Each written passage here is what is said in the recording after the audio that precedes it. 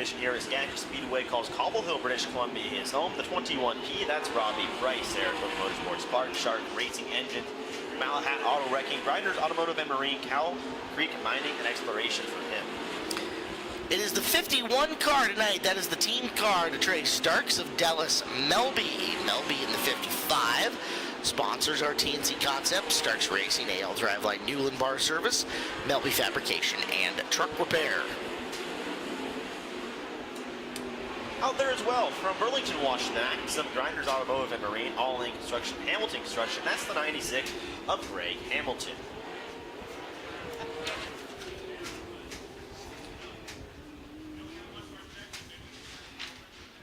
First group of cars all done, quick on the racetrack.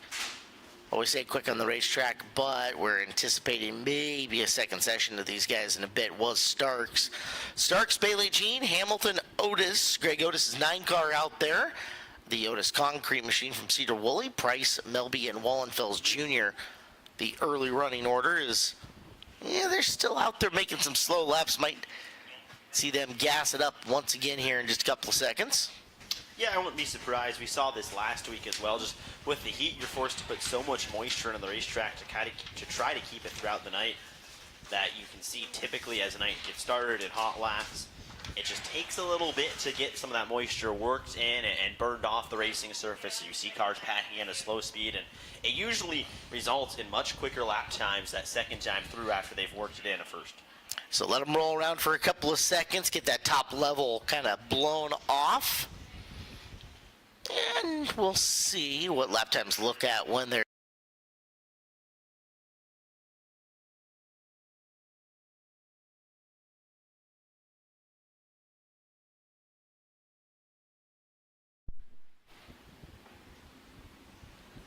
you can hear them winding them up.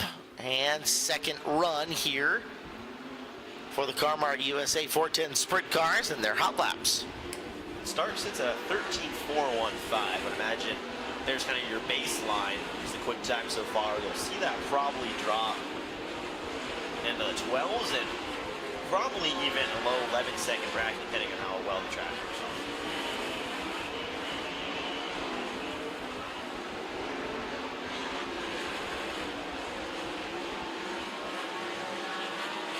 Look at Price, the 21 car, one of the cars that is committed to running the full Northwest Speed Week Tour with us coming up at the end of next week. Saturday, Sunday kicks off the Northwest Speed Week Tour down at Grays Harbor Raceway for their 360 Hall of Fame Battle Royal. We will be off next weekend ourselves here at Skagit Speedway for Deming Speedway's Clay Cup. Hope you guys get a chance to join us at the Clay Cup Nationals. Always one of the best parties and racing events of the summer. Deming Speedway Thursday, Friday, and next Saturday night as Wallenfels in the 06 will pull off early and into his pit stall. He had stopped in turn number 4. Question is, do we give our drivers out of the track even more green flag time? And right now, looks like it. And for reference, Trey Stark already down to a 12.475. Well, Greg Otis pulls in, so potentially Starks is in as well, so it looks like they are calling her good here on this very first group of hot laps for tonight. Knocked a full second off their time in between when they allowed them to do that little bit of track packing in between. Starks, Price, Hamilton, Bailey Jean, Dallas Melby, Greg Otis, and Wallenfels 1 through 7 of our 15 that are rolling out there tonight.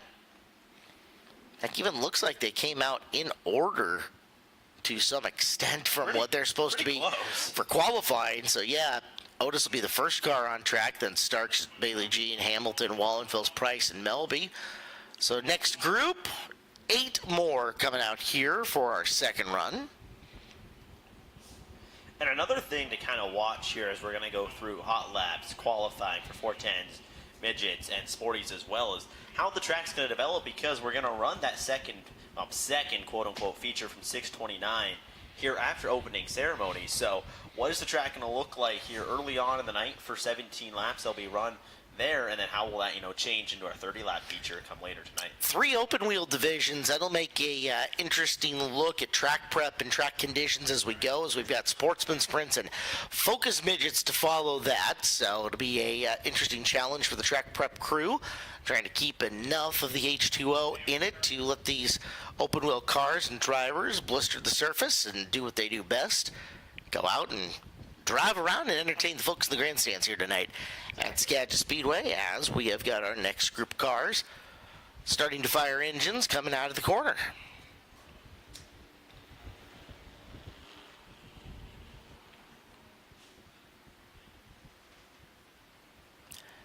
Take a look, you can kind of see the top wings clearing down and through the screen.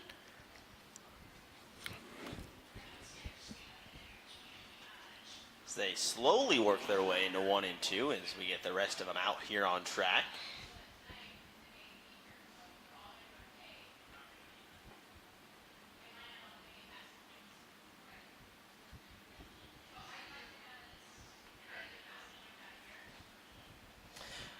And the first car working his way in turn number 3 from Enoclaw, Washington, the Gravity Coffee, PGH Excavating, Donut, Silas Concrete Cutting, Missile Motorsports. That's 19 of Kobe Thornhill.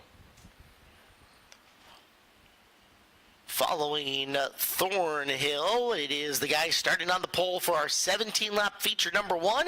The Pacific Performance Coatings, Shark Racing Engines, Ridge Runner Wings, Triple X number 21 from Arlington is Jesse Schlotfeld. Schlotfeld, car number 21. Following behind Jesse Schlotfeld, going down the front straightaway. Debuted new colors for Dirt Cup. It's nice green. That's the 95 of Burlington Owens, Justin Youngquist, Ground Zero Gymnastics, Cascade Pizza, Jody Dine, Brown McMillan, Crawford Garage Door, Piazza Construction, and Spring Landscape.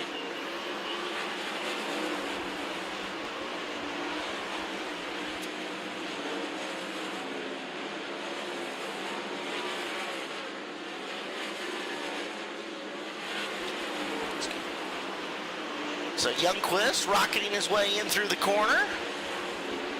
And the chart so far. Wow, Youngquist has traditionally been very good early in the race nights. That motor has got a lot of pull and power to it. As we get a look, 1 car back, it is the 17 of Cam Smith.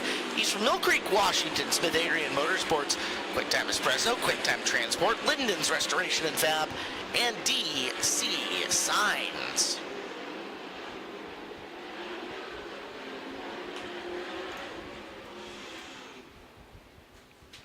10 car, Brock Lemley. Lemley in the 10. Lemley Family Racing, Deming Speedway. KLR Suspension and more on the sponsor list for Brock. And on Raceway as well, the 18 of Jason Saltwald, Messy Mutts, thanks Jerry, RPM Performance, Carmart USA, and the Blue Cow Car Wash.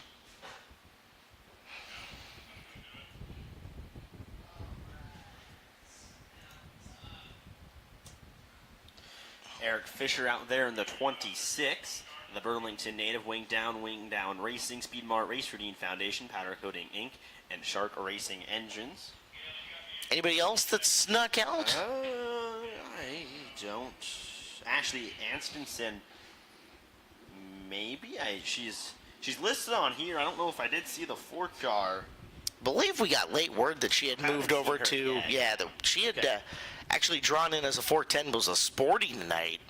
So then no, because we have 14 to turn at a time, so add her out and that would be 14, so we should be good there. Okay, so there's your 14 for tonight. Again, we'll have 12 that'll compete in the first feature of the evening. Those are 12 that were left running, or we are allowing 12 to compete in feature number 1. That's the 12 that were left running. Then everybody will be eligible for feature number 2. The 17-lap shootout will be first up on the program.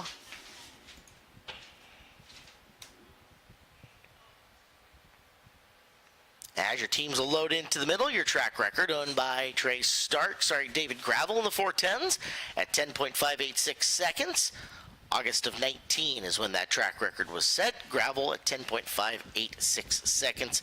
I would be absolutely shocked if that was in danger tonight here at Skagit Speedway. As would I, considering Youngquist's time was an 11.938. They'd have to kill over a second to try to get down to that lap time. I don't see that happening.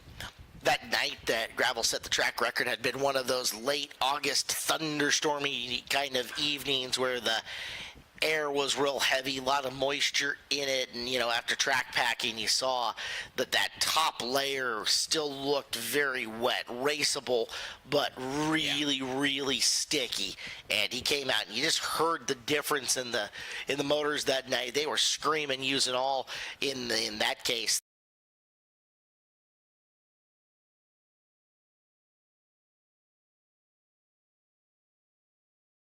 Outlaws put on when David Gravel picked up that track record. We are excited in that, what is it, just 47 days away for the $100,000 to win Sage Fruit Skagit Nationals presented by Elliott.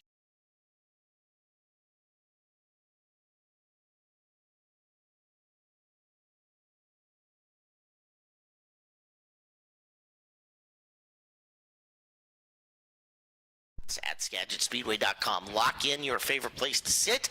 It is going to be a huge field of cars going for a gigantic amount of money.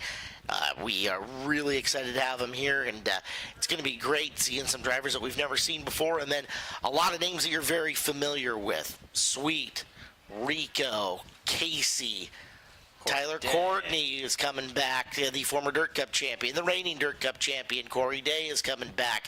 We'll get the Justin Pecks of the world coming out. The Tanner Thorsons coming for the very first time to see Skagit Speedway and more.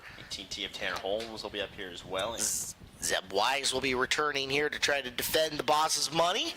Should be a bunch of fun, and then a lot of California coming up to support us once again, along with our own 410s. It'll be Labor Day weekend, 47 days away from now, $100,000 to win. And a big thank you to Sage Fruit and Elliott's Custom Trailers and Carts for bringing the Kubota High Limit Racing Series to town here at Skagit Speedway.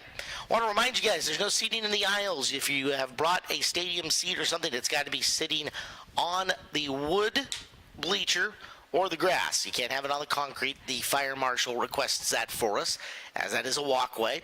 So again, if you brought a seat in, no chairs on the concrete. It's got to be on the grass or on the wood seat. And we've got programs available for just $5 out by the main gate. When you stop by the souvenir stand and pick up your brand new Skagit Speedway hat, hoodie if you get cold, t-shirt or whatever, stop by and grab a program for just $5 as well. With that, we open what we are 14 cars to qualify.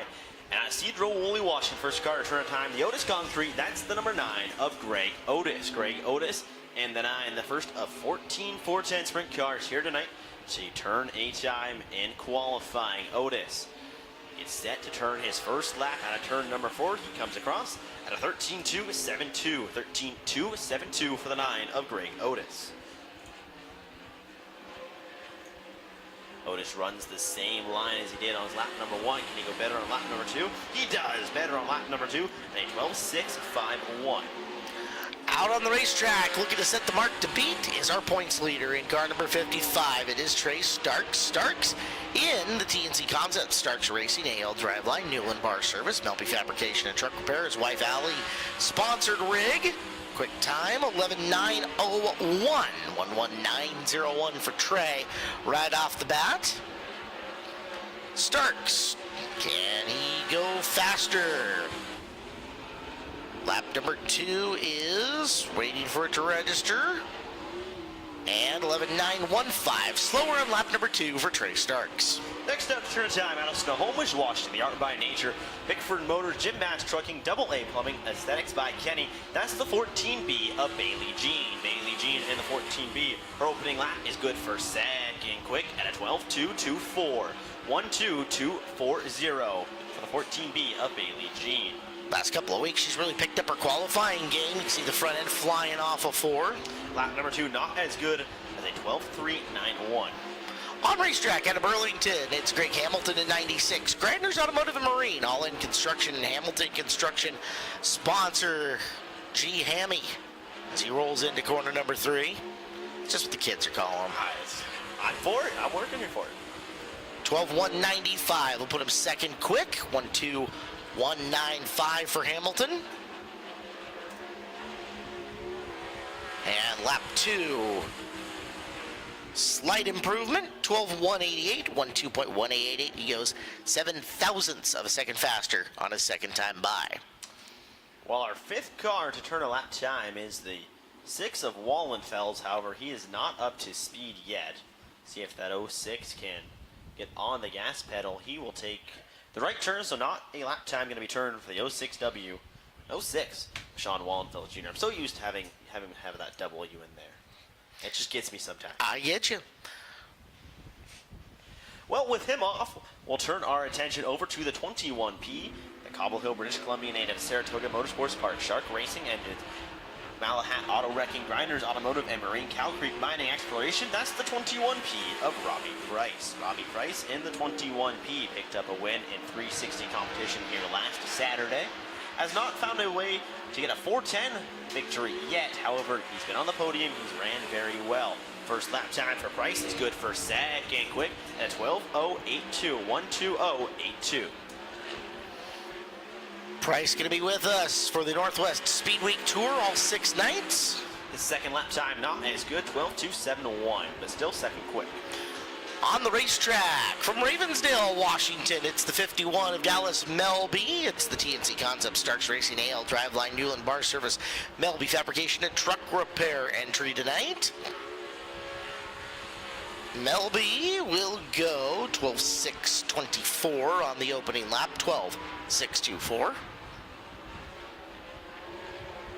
He was here last week as well during 360 competition. And Dallas, second time by. Slower at 13.491. The eighth car to turn a lap time, pilots the 17. Out of Mill Creek, Washington, Maxim, Smith, Adrian Motorsports, QuickTime Expresso, QuickTime Transportation, Linden's Restoration, and Fab DC Signs. That's the 17 of Cam Smith. Cam Smith in the 17, his first lap time, good for fifth quick at 12.339. 12.339 of the 17 of Cam Smith. Smith looks for better on lap number 2. He gets it. Still remains fifth quick at a 12.272. One of the fastest cars in hot laps tonight, Justin Youngquist, rip-roaring around the racetrack. Ground Zero Gymnastics, Cascade Pizza, Jody Dininger, Brown McMillan Agent, Crawford Garage Doors, Piazza Construction, and Spring Landscape sponsor the car. Youngquist, first pass. Second quick, 12.040, 12.040. One of the drivers, chance to bring home a lot of money tonight. He'll start second in our first main event. Youngquist, lap number 2, and he will be just a hair faster, but still second quick at 11.959. Well, he sits on the pole for one of our features tonight at Arlington, Washington, Pacific Performance Coating, Shark Racing Engine, Bridge Runner Wings, Triple X. That's the 21 of Jesse Schlottfeld. Jesse Schlottfeld in the 21. He'll lead the field to green in the 17-lap remainder of the 6:29 race. His first lap time good for fourth quick at 12.154. 1:21.54. Schlottfeld out of turn number 2. His second lap time not as good at 12.172. Next up as well, the 19 at Aiden McClaw Washington, Gravity Coffee, PGH Excavating, Don Ott, Stylish Concrete Cutting, Missile Motorsports. That's the 19 of Colby Thornhill. Colby Thornhill in the 19. He'll roll off in a top 5 position here early on. And our makeup A Main, his first lap time puts Colby's 8th quick at a 12.275. 1:22.75 for the 19 machine. Thornhill rips it up high on a turn number 4. His second lap time not as good at 12.326. On the racetrack next, the former Dirt Cup champion, the former Clay Cup champion, and more. One of the most decorated drivers in the Northwest is Brock Lemley. Lemley in the 10, now from Bow, Pacific Coast Welding, Marine, Lemley Family Racing, Deming Speedway, KLR Suspension, and Pioneer Garage. Brock, 12.564. That engine sounds quiet compared to everybody else out there. It's just kind of got a different timbre to it. Lemley on the hammer, lap number 2, looking for a better time. And similar, 12.572 on lap 2, 12.572.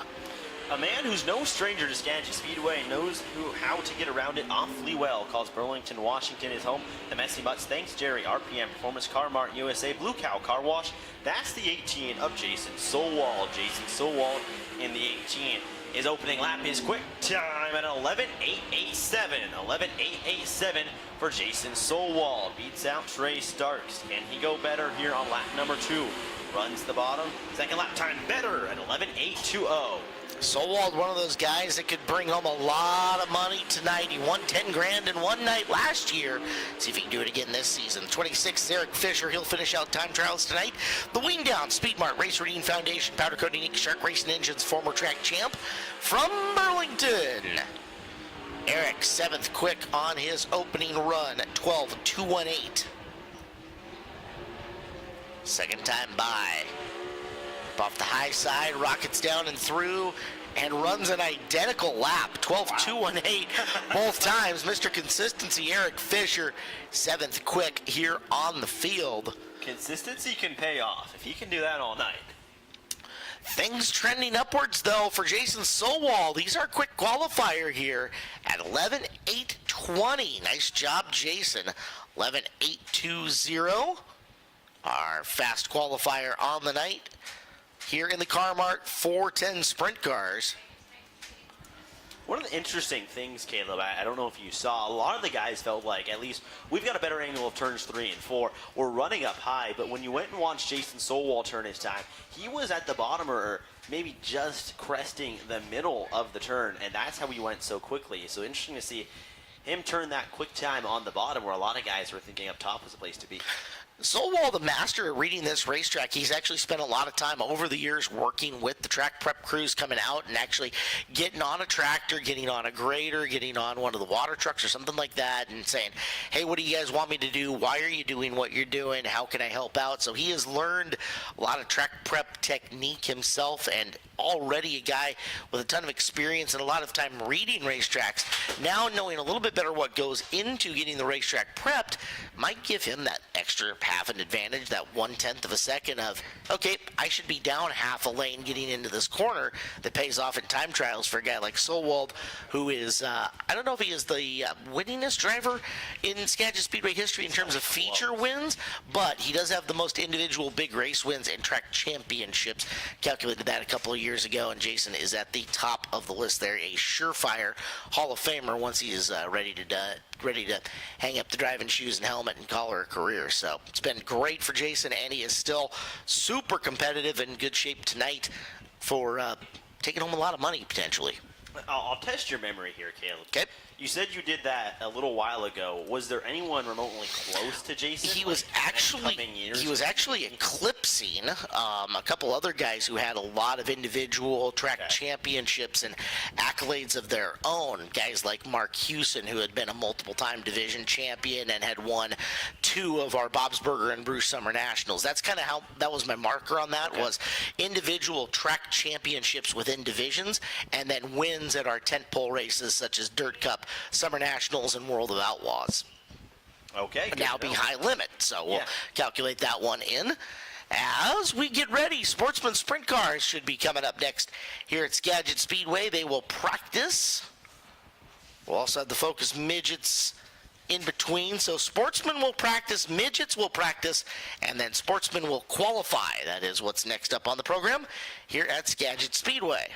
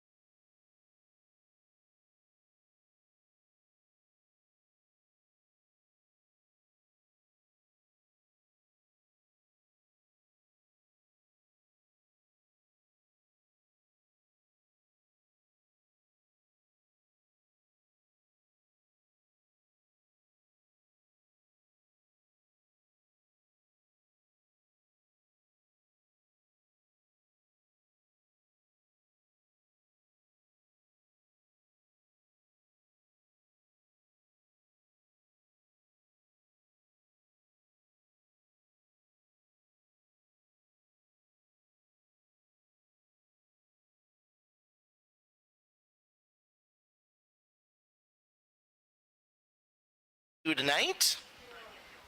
Big thank you from Bill to Brian Serrano and the guys as they made this deal happen for him to come back and shake down the Sporty.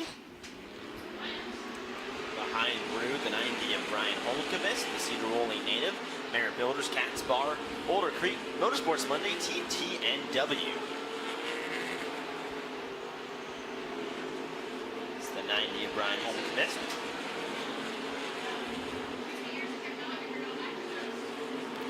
Following Brian into the corner, whipping his way off of 4. It's like a 76. It is the 76, and that is Rapid Roy Blumenhagen out of just up the street, Washington. Blumenhagen in the 76R out of Alger. Following right behind Blumenhagen, he leads the Sportsman Sprint cars in points this year. That's the 20K of Kai Dixon, Maple Ridge, British Columbia, the Built Performance car. Kai, quick time in the session at 12:09.77. Nice lap for him as you get a look at the 3B of Brody Ferguson. Ferguson was third quick of the section. The Langley, British Columbia driver seeking sponsors. Following him out there is the 88 of Jaden Whitney from Stanwood, Lulu's Espresso, Great Western Transport, Powder Coating Inc., Backman Trucking, and Where to Get Espresso, and our opening night feature winner also on Speedway, Alden Ostrom from Cedar Woolley. Baxter's Excavation, Have Water Will Travel, Washington Spray Foam, Eagle Haven Winery, and About Plumbing are the sponsors on the 35 of Ostrom. We've got 18 Sportsman Sprints here. Just saw 7 of them, so we should have 2 more groups coming out. Yeah, that maths. That maths. Well played. Appreciate you guys being here with us on our race night tonight at Skagit Speedway. Don't forget, next weekend we are closed. Taking Saturday off so you guys can be at Deming Speedway for the Clay Cup Nationals Thursday, Friday, or Saturday. Or kick off the start to Speed Week. The Northwest Speed Week Tour begins Saturday at Grays Harbor Raceway. And it ends with the Bob's Burger and Bruce Summer Nationals here at Skagit Speedway Friday the 26th and Saturday the 27th. $15,000 to win, the all-time highest payout to win for our Summer Nationals that we've had.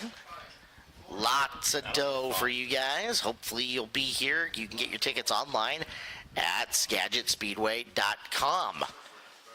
We have got our 50-50 working tonight. Anacortes High School Cheerleading is selling the 50-50 tickets. We'll also have 3 additional drawings thanks to Birch Equipment coming up. So 50-50 and bonus coming up.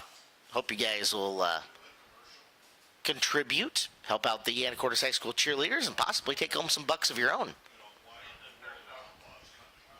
So, Eric. Yes, kid. Are you ready for Monster Slam? I am ready for Monster I need to do that better. Hold on. Are you ready for Monster Slam? Yes, I am. Coming Saturday, August 11th, and Sunday, August 12th. See the mean trucks of the monster trucks. The tough trucks will be here as well. Rides for the kids, toys, t-shirts, cannons, and more. You'll see it all. Skagit Speedway for monster trucks. Saturday night, August 11th, and Sunday, August 12th. Be there or be square. We'll sell you the entire seat, but you'll only need the edge. That's right. It is our second session of Sportsman Sprints making their way out and onto the racetrack, and as we look through the glare on the TV, the 36R, that is another one of the SPP team cars. That's Brian Ribera. Brian Ribera is the 36R tonight, normally running the 87, but wanted to put Brian in it, give him a shot. So welcome to Sprint Car Racing, Brian. Big rookie ribbons flying off the back of that one. Display him loud, display him proud. He's got a win already this year in Sportsman Sprint Car Competition. The Burlington, Washington A of the Wing Down Sharks, Speedmart Race Team Foundation, PCI Powder Coating Inc., Shark Racing Engines. That's the 00 of Levi Hillier. Following Levi down the front straightaway from Seattle, Washington, the Speedmart sponsor number 8. That's Tom Weiss. Weiss, car number 8.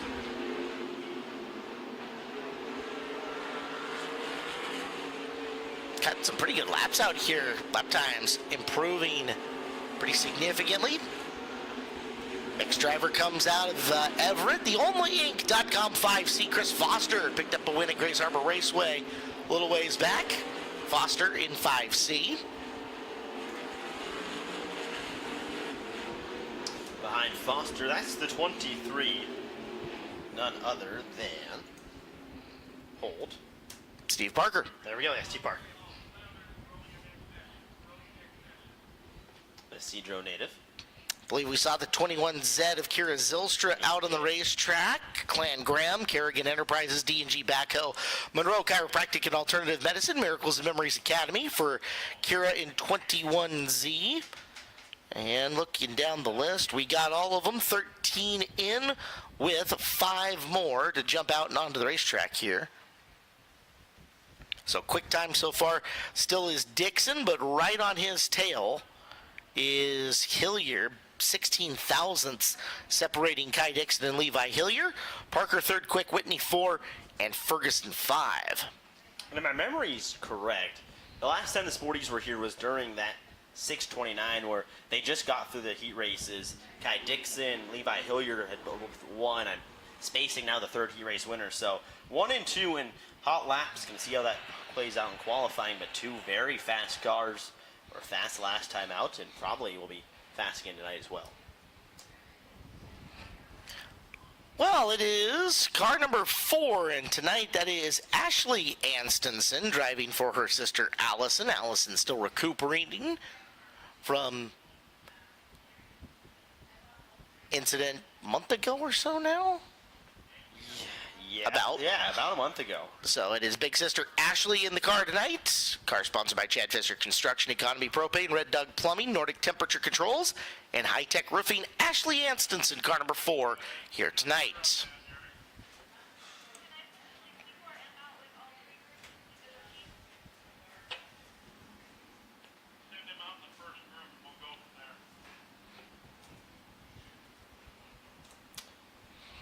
Rolling down the back straightaway in the 22, that's Jessen Jacobson, the Stanwood native, Triple X, Shark Grinders Automotive and Marine, Mel Decker Racing. 22J is Jessen Jacobson. Drivers need to make their letters a little bit bigger when do. they have them on there. That's a little baby one. Following him, it is the 51 out of Oak Harbor, and that's Dustin Gehring. Gehring's 51, After Hours Customs and Collisions, Lewis Auto Glass, Terraza Auto Detail, Black Market Speed, with a big thank you to Bonfire Betty and Wade Underwood. Ribera's 36 is taking a second hot lap session. Kai Dixon in the 20K stayed out there for a hot lap session. I don't know if he snuck back in or what, but good job him if he did. And one more look out on racetrack. There's Tanner Merritt. Merritt, the purple 36, one of the SPP Racing Team cars. Camino Island, Maxim, Merritt Builder, Sparrow Skin Spa, General Plus Insulation, Beaver Heating, and First Class Auto Glass. And saw a car slowing down the front straightaway. Looked to be the 4. And indeed it is. So the 4 car slows on the front straightaway. And that brings hot laps to a yellow flag. 4 car of Ashley Anstenson was the one slowing there on the front straightaway.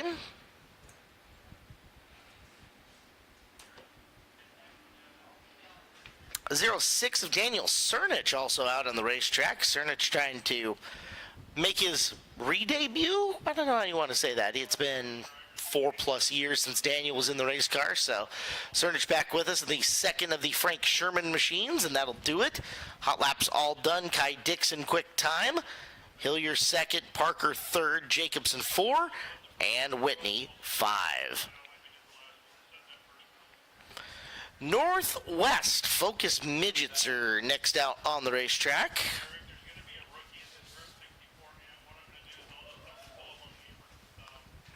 Now they'll just get hot laps as their heat races are already lined up and determined. They have been figured out by random pill draw as the drivers entered tonight, pulled their pills, and that sets up hot laps for the Northwest Focus Midget Series.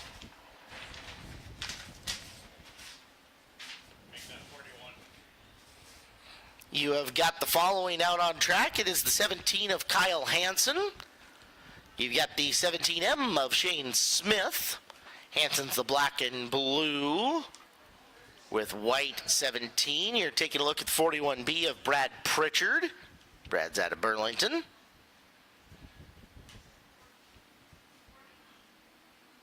The 90 of Brian Holmqvist. Double duty for Brian tonight between the Sportsman Sprint and the Midget.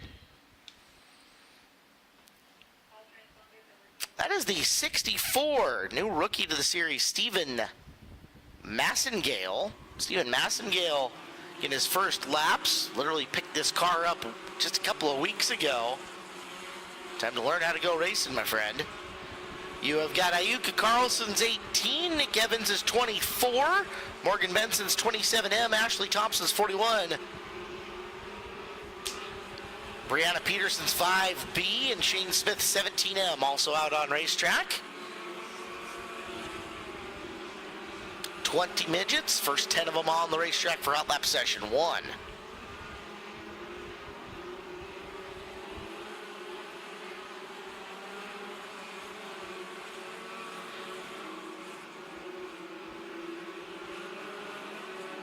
Good group of 10 midgets. A lot of talent here in this crew, as Evans was the runner-up last night at Deming Speedway. You see him in the purple 24 on the screen for those of you subscribed on YouTube and picking up the free look-in at the moment. Let you guys know that you will be able to see the entirety of the 17-lap A Main. We will keep that on the channel for you before we close things down for our other feature main events tonight, so you will get some bonus coverage. There's Peterson, Jared Peterson's wife, the 5 car, doing a good job picking things up. She's been learning very well. She's picking it up quick, that's for sure. Nick Evans, your quick car. Smith 2. Hansen 3. Thompson 4. Holmqvist 5. As Massengale's just going to hang out here for a second, as he does get a second session. I like the number placement. It's unique. Not on the tail tank, but instead on that kind of quarter panel of the car. Makes it a little bit easier to see, that's for sure. Although numbering tail tanks is a absolute chore. Yes. So yes, all the bumps and ridges. Bless the vinyl guys who do the tail tank numbers. They are a breed unto their own. Oh. So Massengale picking that car up from Jonathan Jorgensen a couple of weekends ago, the former series champion. So good equipment. Getting his safety gear together and, oh honey, I bought a Focus midget. Oh really? How much did you spend on that? Kind of a funny conversation. Less than I could have on other race cars. That's right. So, second group of cars will be firing off. Self-starting cars for the Focus midgets. They do not compression start like a full open midget does. They've got starters and clutches in those. They also weigh a little bit more, 1,140 pounds. So heavier weight rule and about 150 or so horsepower in the sealed Focus platform. Keeps them affordable, keeps the engines racing for a long time. You can regularly get 100-plus race nights on these motors, and if something goes wrong, they're also on the more affordable end to replace, to have something new that's going to go for another whole bunch of seasons of fun for you if you want to be a part of the division. And the motors too is where a lot of that weight is.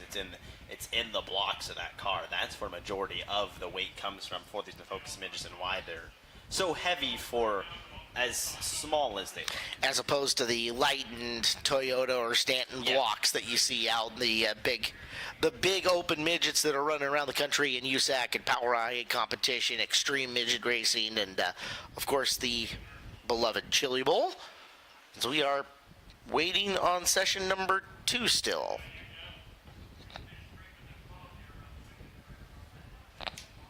Trying to clean off the wall. Understand that visual for some of the drivers with all the wet clay getting sprayed up there a little bit tough, so trying to give them a better line to look at.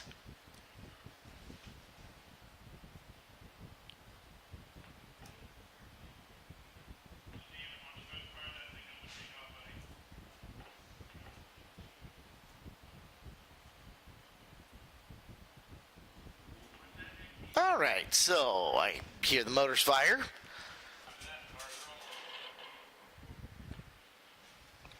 64 Massengale will get rolling as we get the second group of cars out and on to the racetrack. First car out of the hole should be Brian Murphy in the Meade Irwin Motorsports 71. Brian out of Clovis, California. There he is. Boss's kid getting some laps tonight. And only his really one and a now half-ish year under his belt in racing and a midget in general. He's picking her up pretty quick. He's picked it up very well.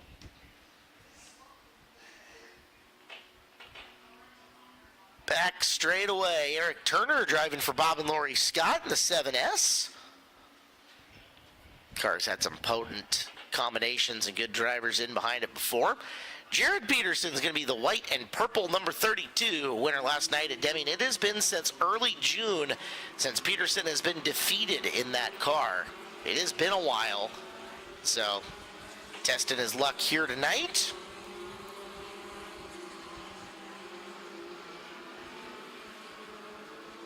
Peterson, I'm going to say four-time feature winner at Deming already on the year. In the 3T tonight is Marcus Anstenson. That is Ashley's husband, making his midget racing debut. I see Marcus climb in the seat of a car. The old pink rookie ribbon. Pushes her wide off before that wall comes up real quick like. That's got to be intimidating your first time in a car. Oh, hello. Oh, yeah. It's the 90 of Stuart Milner down the back straightaway. Milner, the black with white trim number 90 car from Briar, Washington. About season 4 or 5 for Stuart. Has another look at Murphy. We have 5 more cars to get out on the racetrack, so we didn't get a full group, about a half group there. We'll send them off and let our last 5 on raceway. And fastest in, that was Jared Peterson, a 15.085, so sits right behind Nick Evans. And not a lot going to separate those two, a 15.056 and a 15.085.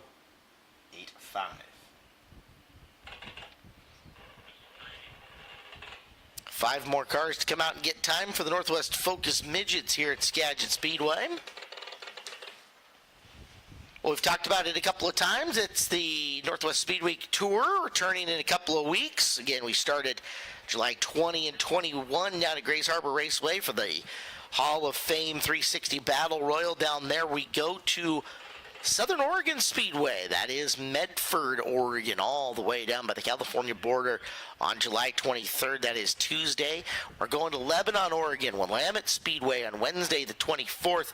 So the Grays Harbor features are $3,000 and $5,000 to win individually.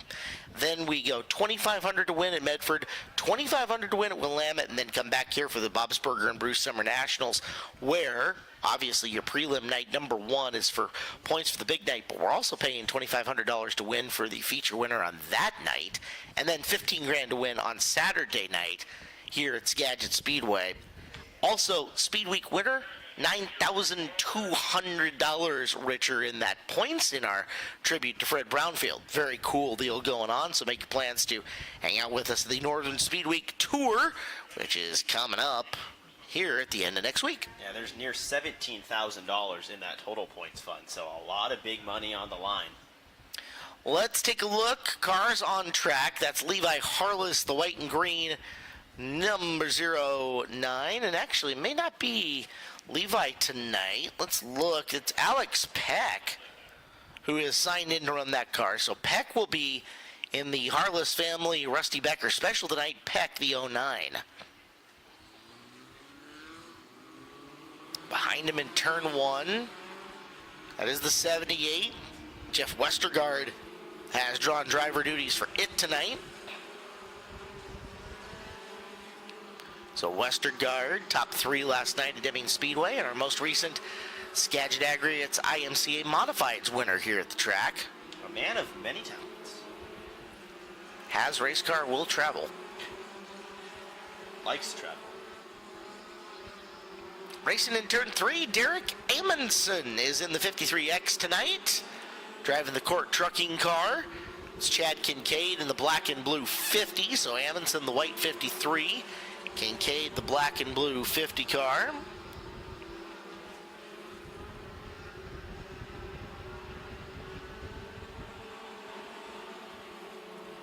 And one more car out on the racetrack. That is Ryan Orchard's 32R. Get a look at it in your screen now. Caleb, is it just me, and this could be, I don't always see the focus bench as much. Is there a lot more green in the field of cars this year? This year is a lot of white with green cars, Yeah. that is for sure. This is the closer I've paid attention to the actual design of some of these cars. Like, there's a lot of white and green.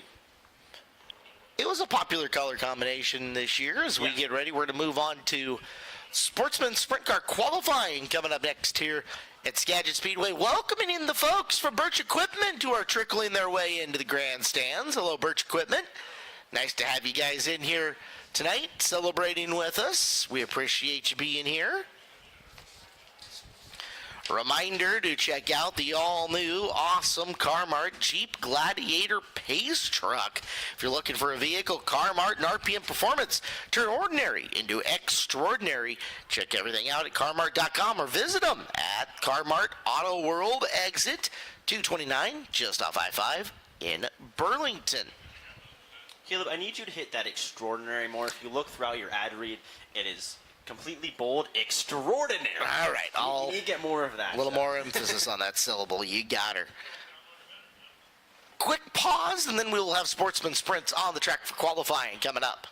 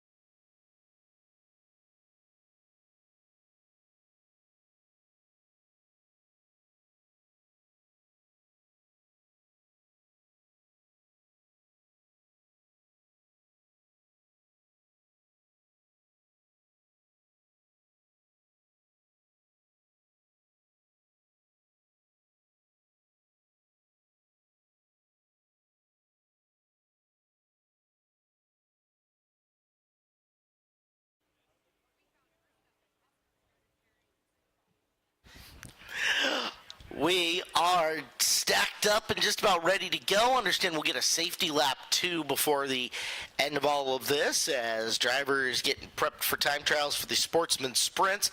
Sportsman Sprint Car time trials. Your track record belongs to Bill Rood. Best lap at an 11:883. That was set in May of 2021.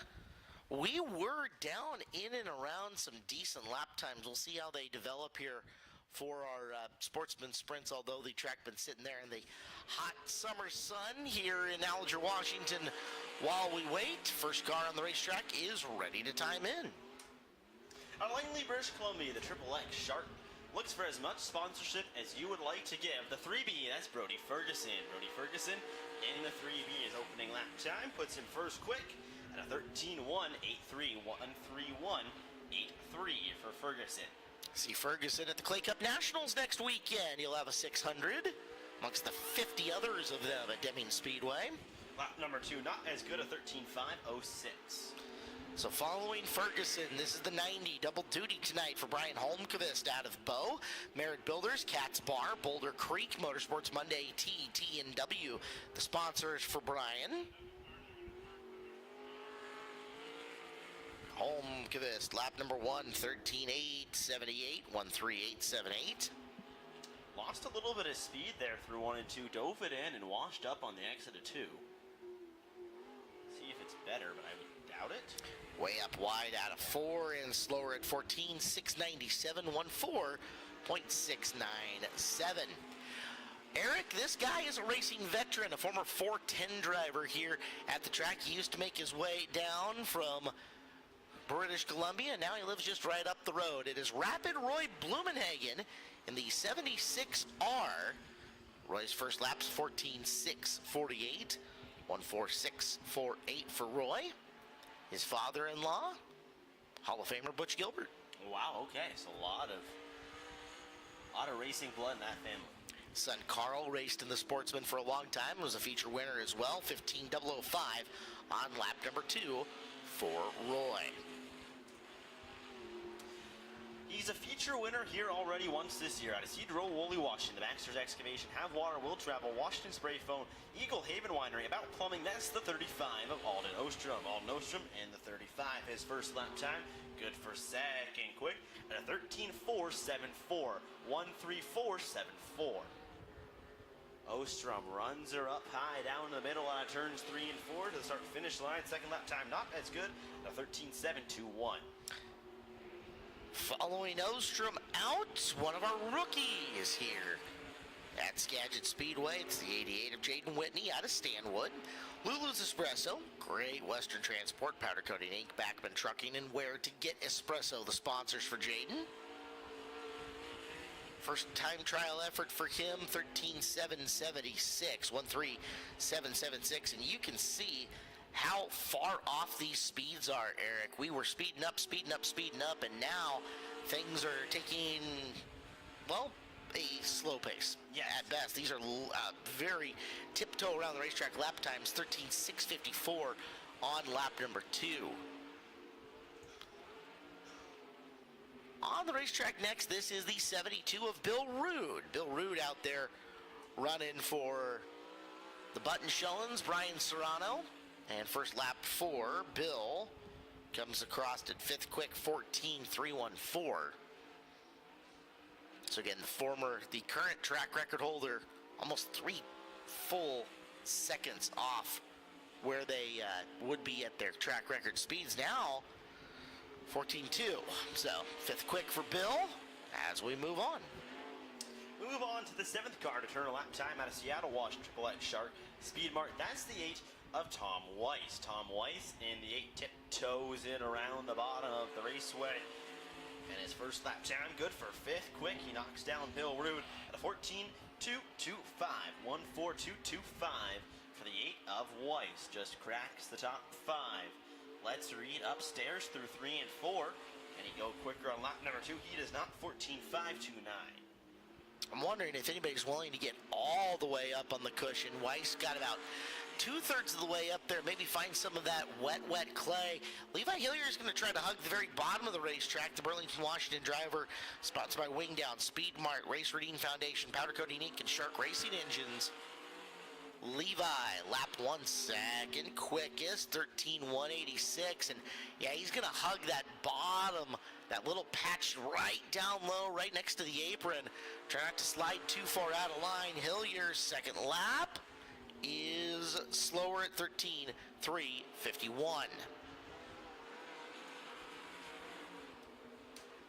Out of Monroe, Washington, the Triple X Garrity Engines, Clan, Graham, Kerrigan Enterprise, DNG Backco, Monroe Chiropractic and Alternative Medicine, Miracles and Memories Academy. That's the 21Z of Kira Zylstra. Zylstra in the 21Z. Her first lap time puts her 8th quick at 14:294, 1:42.94. Runs the low line like Hilliard did. She was right in the slick all the way through lap number 1. Finally found a little moisture. 2. However, does not improve in lap time, 14:613. Shows how treacherous and hard that bottom is to run here.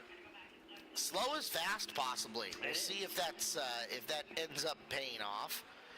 As the 5C, the onlyinc.com 5C of Chris Foster is on the track. And Foster, lap number 1, ends up in the 6th spot, 13:969.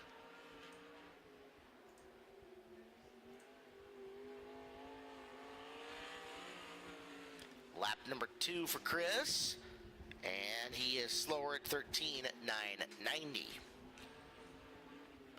So coming out next, this is the rookie. It is Brian Ribera, who is supposed to be next out on the track. Ribera's first time in the sprint car. Rough landing, but hey, give her a shot. Normally car is 87 of Jeff Pearson. And Ribera's first time around, a 16:350. Sponsors are Skagit River Chiropractic, Remo Electric, Dellinger Rentals, JP Automotive, and Skagit 911 Driving School. Tiptoes it around the bottom and just trying to get laps in.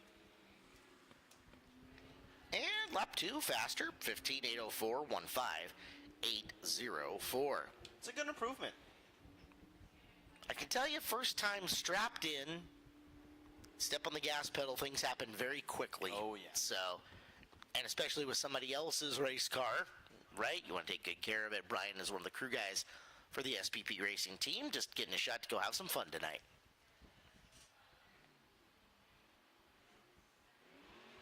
Pushing off next. Out of Renton, Washington, that's the 23. Make it Steve Parker at yeah. Cedro. At Steve Parker and the 23, pardon me. So Parker out there for his first lap time. Comes across at 7th quick, 14:139, 1:41.39 for the 23 of Parker. Runs the bottom, hits the slick a little bit. Lap number 2, better, 13:688, 1:36.88. Puts him 5th quick. Parker has seen nights like this before, knows how to get around Skagit Speedway. As next up, the rookie in the 36. This is Tanner Merritt from Camino Island. Merritt Builders, Spiro Skin Spa, General Plus Insulation, Beaver Heating, and First Class Auto Glass. 8th fastest, 13:971, 13:971.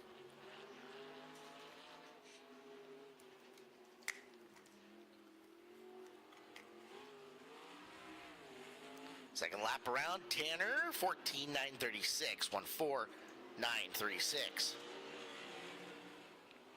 Next out on the racetrack, your 14th car to turn a lap time. That's the 22J of Jessen Jacobson. The Stanwood, Washington native Jessen Jacobson in the 22J.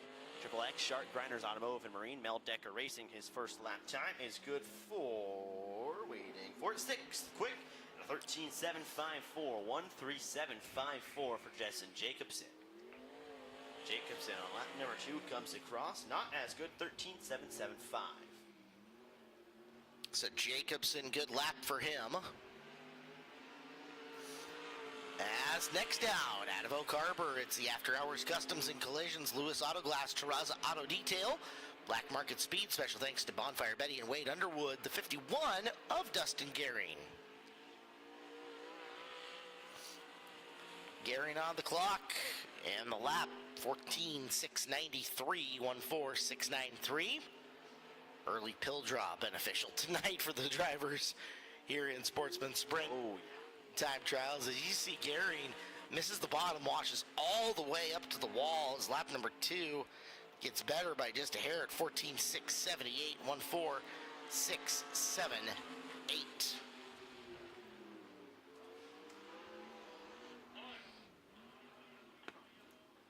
Caution on the racetrack. It's the 06C of Daniel Cernich, the Marysville, Washington native, gets that car all looped back around. So lap number 1, not going to be anything you want to write home about. 16th quick, he's in the 22nd bracket. Looking for a much better lap number 2 here for Cernich. Eagle, Cedar Home Repair, Joseph D. Bowen, Attorney at Law, Jet City, Beck Mill Company, and Buffalo Enterprises sponsors on that car.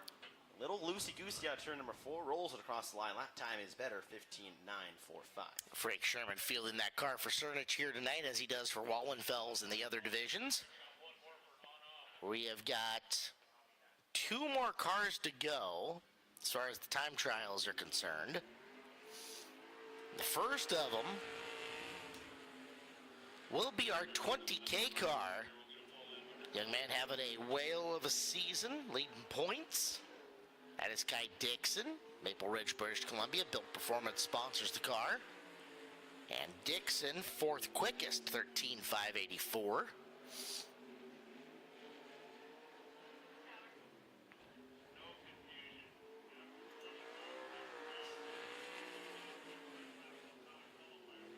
And lap number 2 for Dixon, slower at 13.699, 13.699.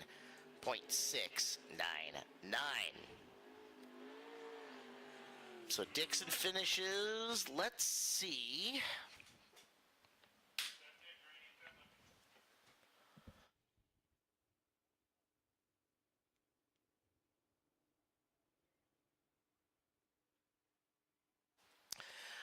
We're seeing if we were going to get the 4-car of Ashley Anstenson, but it does not make the call. Sean Wallenfels taking the 410 out there to fire.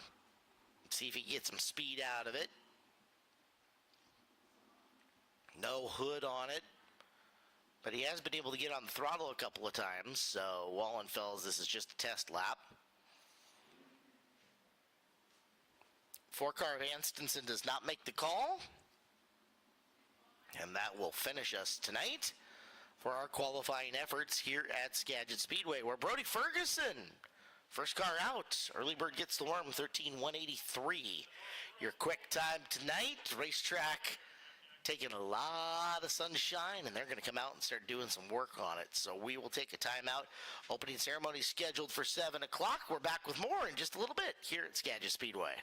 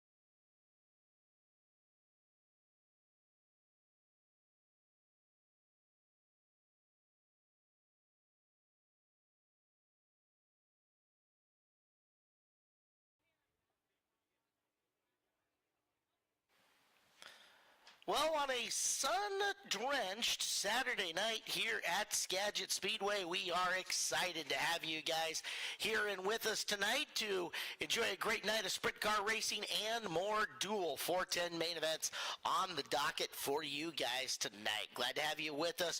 Welcome into Birch Equipment Company, Birch Rentals. Thank you guys for being here tonight as well, as we will kick things down trackside for opening ceremonies with Eric List. Well, thank you, Caleb. Good evening and welcome to Skagit Speedway. We're happy to have you here. Before we can get racing started, we have opening ceremonies and some thanks to give. First of all, the Skagit Speedway Fire and Safety crew, all our push truck drivers, our safety officials, our wall scrapers, our EMTs walking the grandstands as well. If you need medical attention throughout the night, they are there for your service. And of course, you the fans, we thank you for coming. So please, a big round of applause for everyone who helps put these events on every Saturday night. Ladies and gentlemen, with that, we'd ask you please rise and remove your hats and join Randy Pratt for the Canadian and Star Spangled Banner.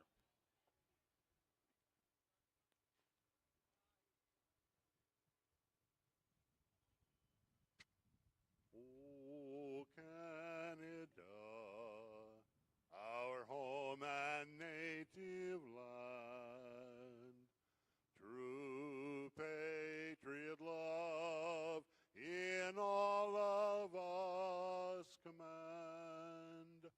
With glowing hearts we see thee rise, the true north strong and free.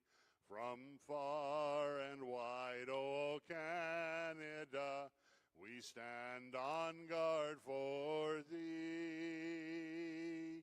God keep our land glorious and free. O Canada, we stand on guard for thee. O Canada, we stand on guard for thee.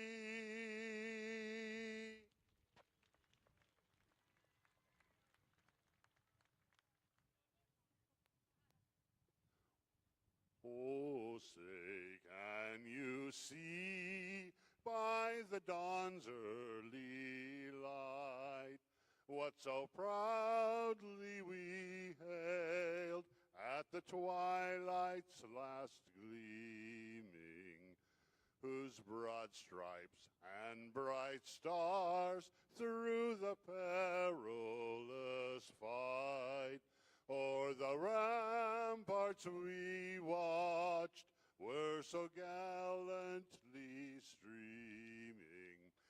And the rocket's red glare, the bombs bursting in air, gave proof through the night that our flag was still there. Oh, say does that star-spangled banner yet wave o'er the land of the free and the home of the brave.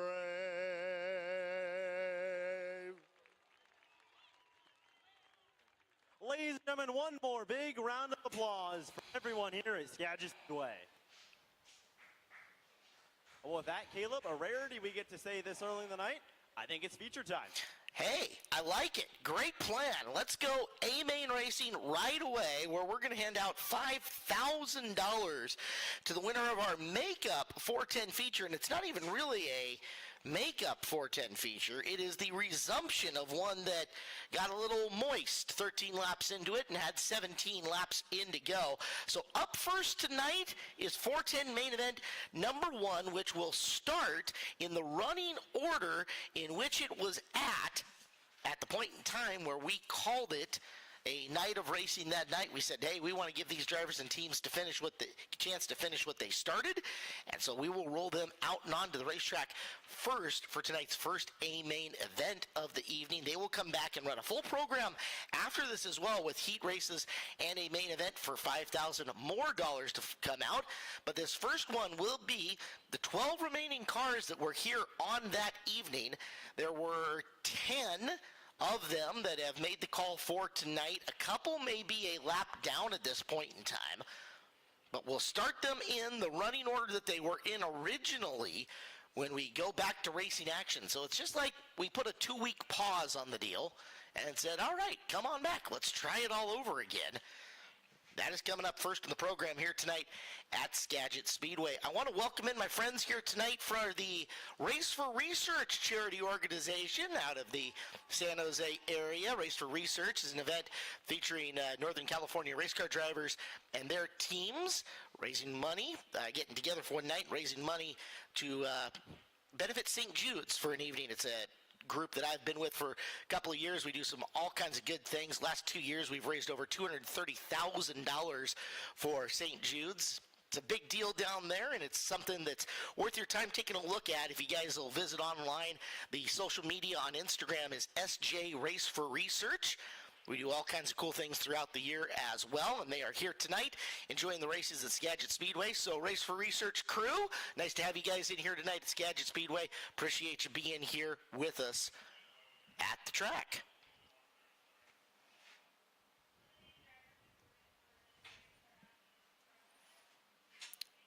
Crews, teams making their way into the staging area. We'll see if they run the teams involved with this first main event down into the center. Imagine that answer would be yes, but not 100% up on what we've got going there. So we'll take a couple of seconds, get that sorted out. First main event of the evening will load onto the racetrack. We'll go 17 laps. We'll hand out $5,000 at the end of it. That's what's coming up next here at Skagit Speedway.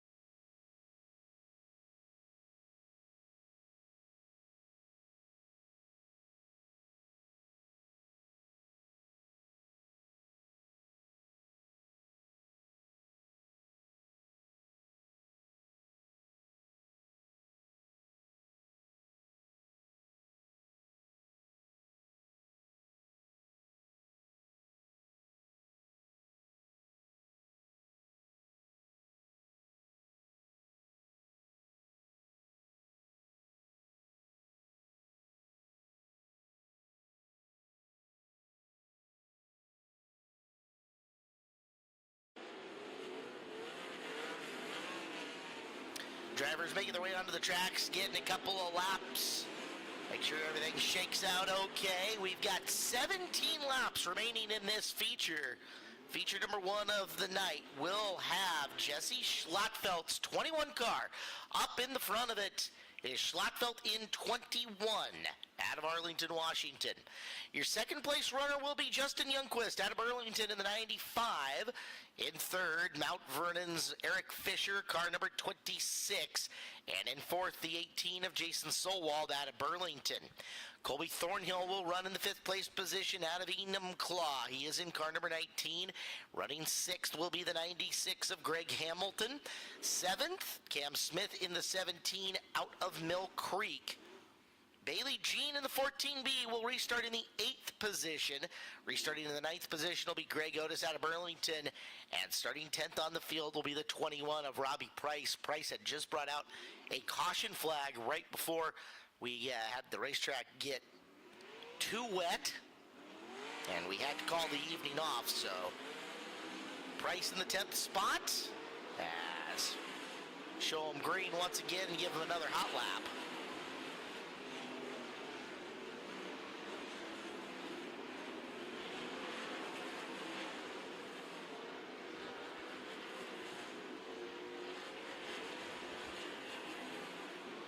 Caution flag out on the racetrack.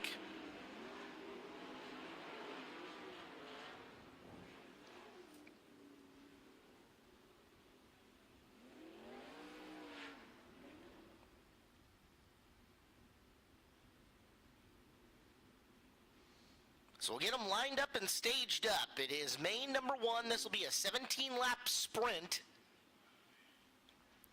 as everybody will be trying to track down Jesse Schlotfeld. Schlotfeld is without a 410 victory. It'll be his chance to put number 1 in his pocket, and then we'll see how the night stacks up. It could be a big night for Jesse Ray. Justin Youngquist is also without a career 410 feature win. He is in 2nd. Opportunity for big things for him as well. 3rd, 4th, and 5th, Eric Fisher, Jason Solwald, and Colby Thornhill all have 410 feature wins at Skagit Speedway. Fisher and Solwald would be looking for their first of the year.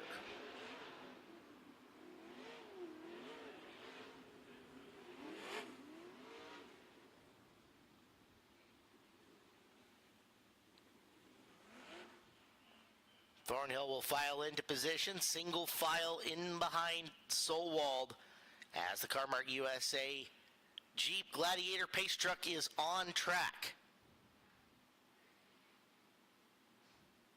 Again, it is a 17-lap sprint for $5,000 to win. Conclusion of the main event from a couple of weeks ago. 1 to go signal is given, and this is going to be our traditional back straightaway restart as well. So it's not going to be a corner 4 start. This is going to be Schlotfeld letting him loose on the back straightaway in the blue paint. He can go as soon as the blue paint begins. He has to go by the end of the blue paint. The race is on at the end of the blue paint of the back straightaway, and Schlotfeld brings us to green on the second 410A, or the first 410A main. Green flag out for Schlotfeld in the 21. There goes Youngquist down to the bottom, putting his bid in on lap number 1, but Jesse will get away. Schlotfeld up top through 3 and 4. Youngquist in 2nd. It is Fisher dueling with Solwald for 3rd. Solwald took a look down low, couldn't get by Fisher. Solwald, now Thornhill stacked up in 5th. Dive bomb Solwald for 4th. He'll get the spot, washes out. Solwald back underneath him, reclaims it. Solwald to the bottom of 1 and 2, coming after Fisher for 3rd. Back straightaway, backs out of it. Fisher up at the high side, has momentum, and trying to drive away from 4th and 5th, who are battling hard for that spot. 3 laps in, 14 to go here. Thornhill looking underneath Jason, coming through the corner. Comes up across the nose, secures the position at the line, gets down into turn number 1. Solwald couldn't get back underneath him, and Colby has got 4th place.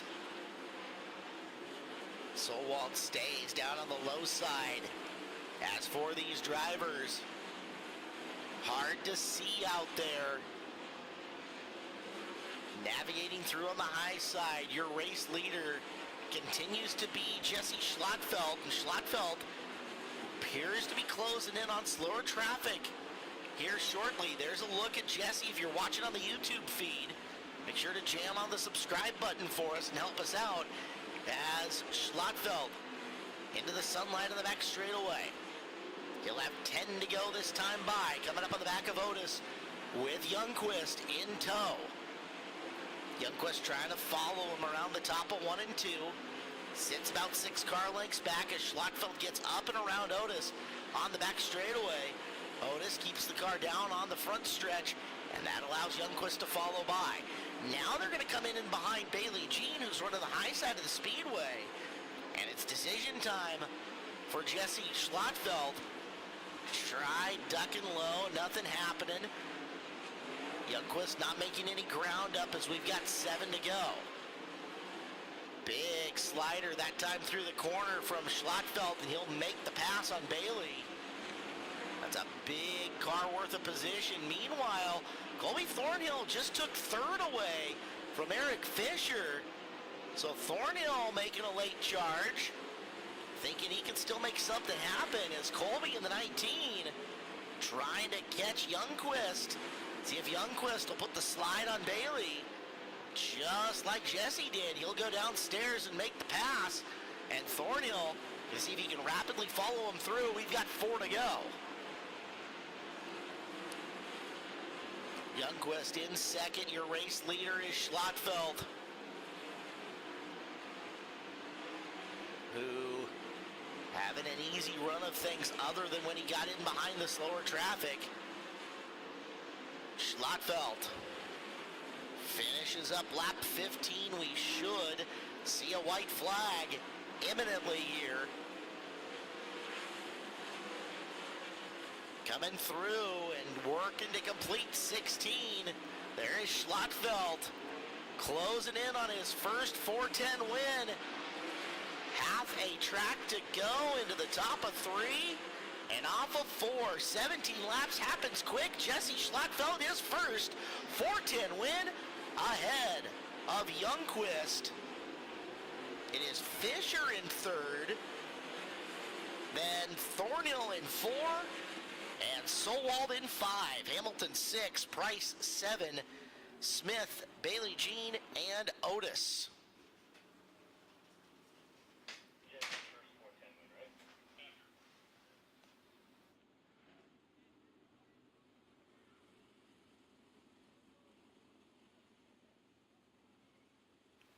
Well, glad that these drivers got to finish what they started from just a couple of weeks ago. And Jesse Schlotfeld goes 1 through 17 to take the feature win in A Main. Number 1, he will have to go to the scale on the inside of the track. It's over in corner number 4. Scale is equipped with a red and a green light. If he meets the minimum weight requirement, the green light will come on. And Schlotfeld will win his first 410A feature. He's got a chance to do the double tonight and take them both. So we'll get a victory lane ceremony up and going first and foremost. Quick one. If you look down there for Youngquist.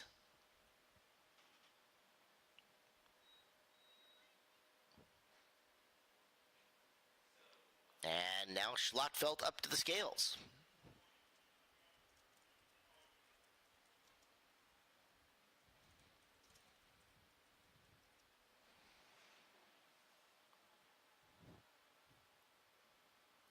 All right, waving him off. That means he has got her. Jesse Schlotfeld gets the win here in the first 410 feature.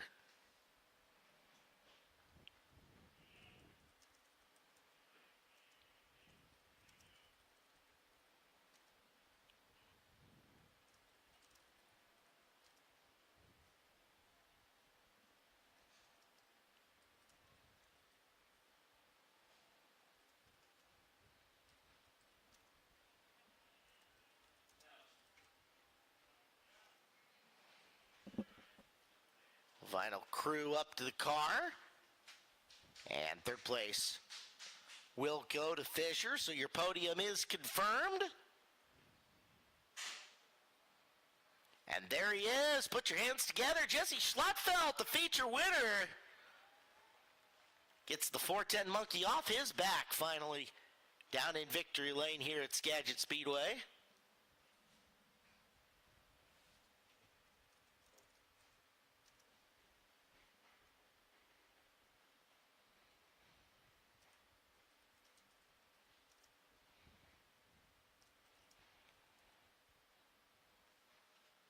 And we'll go down track side. Drivers, crews, if you could meet us up at the podium real quick, we will get our feature win ceremony done. That way you can get to the back and start preparing for heat race action tonight here at Skagit Speedway. We are live trackside with Eric List and our feature winner. Well, he gets the hat, he gets the trophy. We'll get him on up here, Jesse Schlattfeld. And congratulations, my friend. Your first 410 win, that's got to feel good. Yeah, it's a little weird just from the, everything that happened, but no, it feels good to get it out of the way. Well, if we go back a little ways, you and Justin battled before the rain hit, and now tonight, a different racetrack, you just nailed that high side every lap. What did it do to take it just lap in, lap out, and hit that high side consistently? You know, I knew I just had to hit my marks. That's the biggest thing, just keep my momentum up, not making any mistakes, but I tried the bottom there on the restart, and I didn't like it. He poked the nose going on 1-2, and I figured momentum racing was probably the best. And so I just kept trying to plug the top as best I could, kept working the wing back, and it just worked for me. And yeah, I just can't thank my dad, my mom, for letting me do what I love, and my girlfriend, Scout, Rubino, Ian, the boys. I got a bunch of family here tonight, so and all my sponsors, Pacific Performance Coatings, Triple X Race Co., Ridge Runner Wings, and Shark Racing Engines. Those are the guys that make it happen. His first 410 win, Jesse Schlattfeld. Well, Justin Youngquist gives a cheer. He can hop up here to second place. And Justin, it's early in the night, yet it's a feature in, but you've run a hot lap in qualifying. You were fast in both, and you look like you had another fast car here for the A Main. You've got heat race, another feature to go. How are you feeling? I'm feeling okay. We had to do a lot of adjusting after qualifying, and that made me a little bit nervous knowing that we're going straight into a feature. So I just didn't have quite enough to get to Jesse. That start, I just pulled the front end off the ground, and it was hard to get it back down. And then he had a little bit of distance on me. So I don't know. It got the further we pulled our wings back, the harder it was to see into turn one, because you kind of have that like shade, like a sunshade. But that went away, so it got really dusty and really hard to see on entry into like the middle of 1 and 2. So I don't know. It's I guess it's a good thing to be bummed a second, but definitely wanted to win, because whenever you have Trey not in there, I went over to Trey before the race. I was like, dude, like give me some tips here, because this is my best chance. Like you're not in the race with us, so. Anyway, no, second's really awesome. Jesse ran a good race, but all my crew, Glenn, Matt. Oh, God, I've got a bunch of people behind me. Lisa, everybody, Sean, just put a ton of work into the car, so obviously the car wouldn't even be here without them. But we got a lot of sponsors behind us: Piazza Construction, Cascade Pizza, Ground Zero Gymnastics, Skagit River Chiropractic, Farmers Equipment Company. We've got a ton of people, Crawford Garage Doors, just a lot of people that support us, Stedman Powder Coating. We wouldn't be here without all of them. So thank you all the fans coming out, seeing 2 features. Kind of weird, but pretty cool. So good run so far. Coming home in second place, Justin Youngquist. We'll get Eric Fisher up here to round off the podium.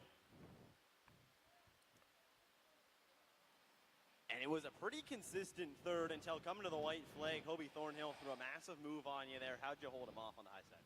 Yeah, I was just kind of messing up there a little bit at the end and not hitting my marks. And car was good early, and then kind of faded a little bit at the end. And then, I knew they were coming on the bottom, but I just had to make the top work, and I'd be able to fend them off. Well, coming on third, Eric Fisher, and your first of 2 or 10 feet for podium.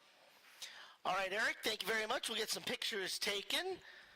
Expedited podium here in round 1. We'll get a chance to see all these drivers coming out again for round number 2 at the end of tonight. Well, they will run 30 laps for $5,000 to win. Eric Fisher in third, Justin Youngquist in second, and Jesse Schlattfeld, feature winner for the first of 2 410 main events here at Skagit Speedway on the night. Sportsman Sprint Car Heat races will come up after we clear Victory Lane. Big thank you to Action RV, your family-owned and operated RV repair facility, offering mobile service to your location and service at the shop. Come meet the friendly folks at Action RV. Northwest Propane, known for longevity, they've been providing excellent propane services for over 77 years. Family-owned and operated for more than 4 generations. When you're looking for personalized quality propane services from a company you can trust, turn to Northwest Propane.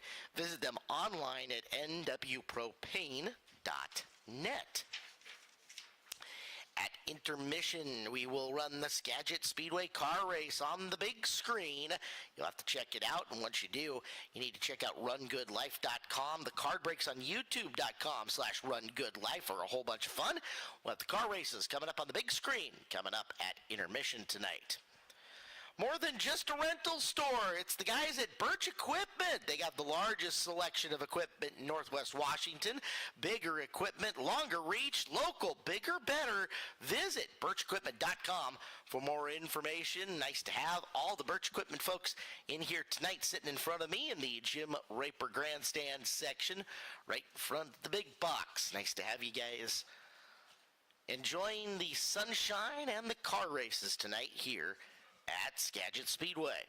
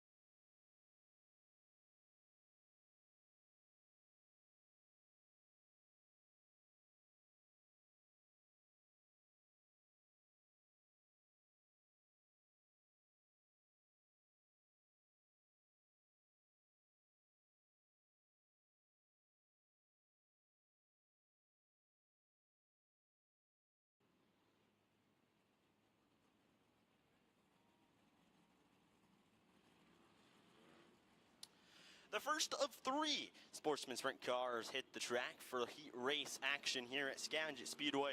And here's how we'll line up heat race number 1. On the pole and quick time on the night, out of Abbotsford, British Columbia, that's the 3B of Brody Ferguson. Tis outside out of Maple Ridge, BC. It's an all-Canadian front row. That's the 20K of Kai Dixon. 22J, Jessen Jacobson starts 3rd. Tanner Merritt in the 36 starts 4th. Kira Zylstra is the inside of row number 3 in the 21Z. And Brian Rivera, the 36R, rounds out the 6-car field for heat race number 1.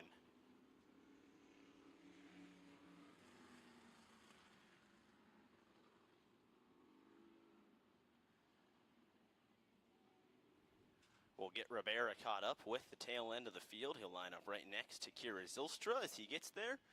And lights should go out. This time by.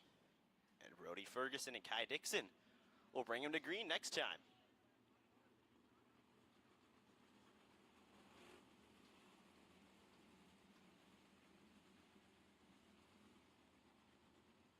Lights go out on the Jeep Gladiator field in the hands of Brody Ferguson.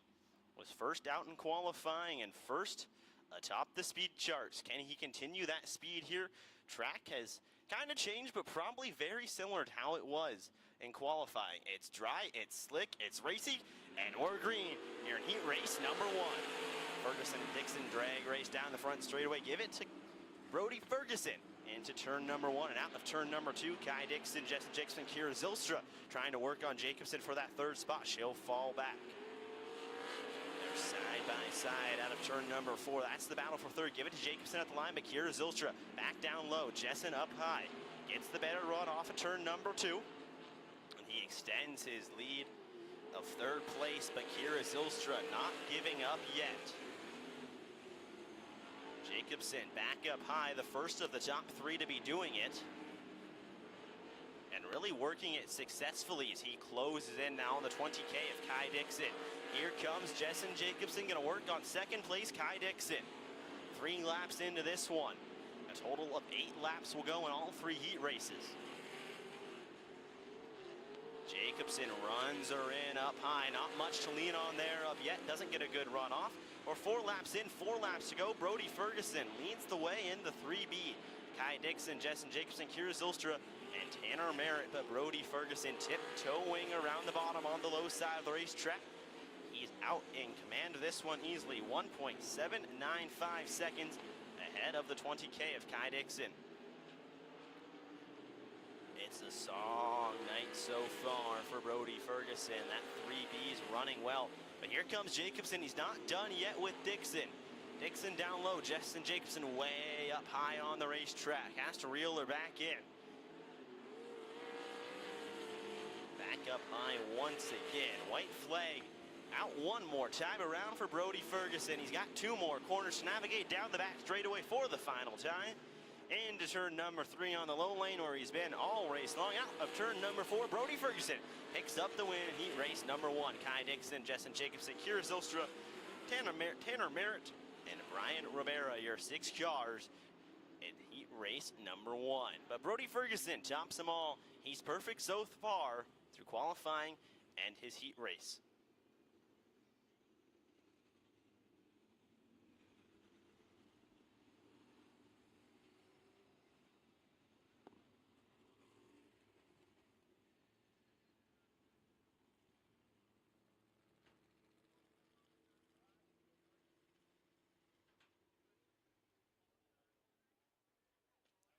The Race Routine Foundation collaborates with community organizations to bridge the gap in the system of care when addressing the disease of addiction.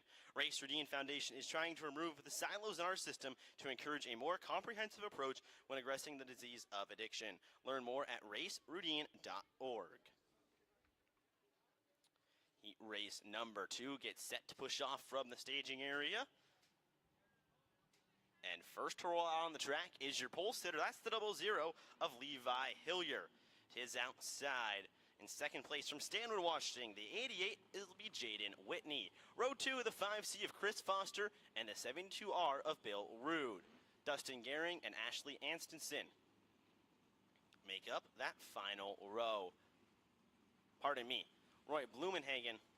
I'm getting my head ahead of myself into heat race number 2. So Hillier and Whitney, Brian Holmqvist in row 2 with the 90 and the 8 of Tom Weiss, Roy Blumenhagen and Daniel Cernich in that 3rd row. So 2nd of 3 total heat races here for the Sportsman Sprint cars.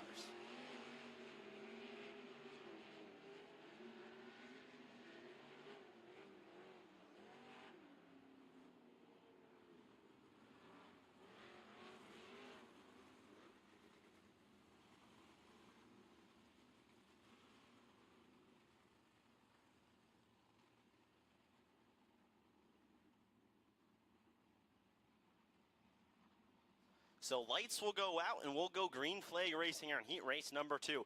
Hillier, Whitney, Holmqvist, Weiss, Blumenhagen, and Cernich. Your 6 cars for 8 laps in heat race numero dos.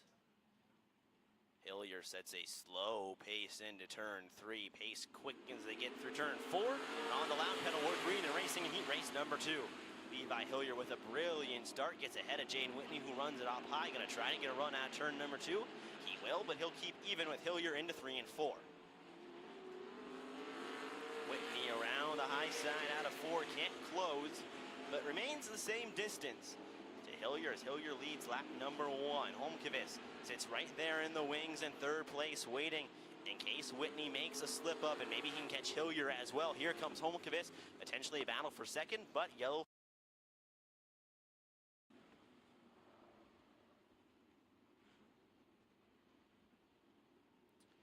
A car spun over in the apex of turns 1 and 2. Looks to be Cernich's 06C. Spun around facing the wrong way under the Coca-Cola sign. So safety crew out to attend to him and get him pushed back around as long as there's no ailments to that race car.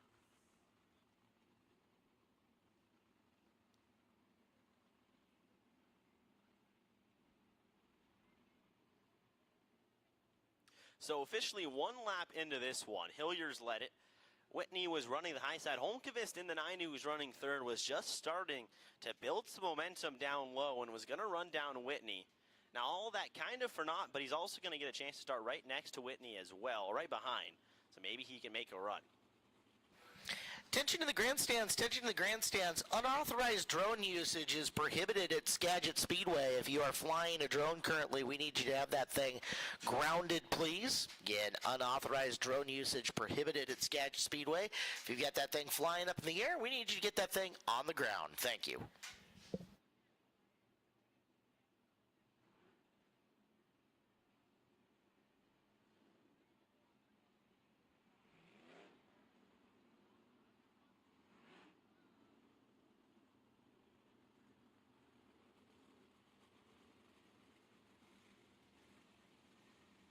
So lights go out on the ace vehicle here at Skagit Speedway. Going to be a back straightaway restart for Levi Hillier. Whitney right behind him, Holmqvist, Weiss, and Blumenhagen as well. He can start anywhere on the back straightaway in between that right rectangle, and we're green and go. Hillier with a magnificent start again, but a better start from Holmqvist. Can he run down Jane Whitney down low, the 90? Ryan Holmqvist just tries to tiptoe it around, but Jane Whitney gets a good run out of turn number 2. Runs her in up high into turn number 3. Trying to run down Levi Hillier. The battle of the young guns here in heat race number 2. Hillier back down low. Whitney up high. Can he get the run that Kai Dixon, heat race number 1, just never quite could? The caution flag comes out. And it's Cernich around once again. Spins her onto the apron of turns 3 and 4. So Hillier going to get another shot at the back straightaway restart.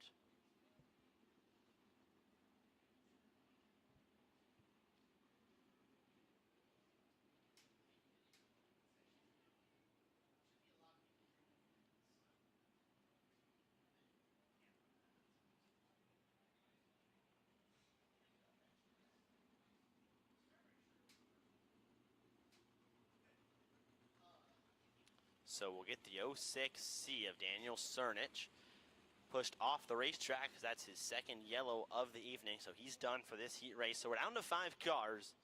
8 laps in total they'll go. We're only a few laps into this one here early. It'll be another back straightaway restart. They can start in between that blue rectangle on the back straightaway. Hillier was pretty quick to get going as soon as they entered the restart zone. We'll see what his game is this time. As lights go out on the Jeep Gladiator, it'll pull to the infield. Levi Hillier gets another shot here at the back straightaway restart. What can the 00 do? Can Jaden Whitney hang with him as well?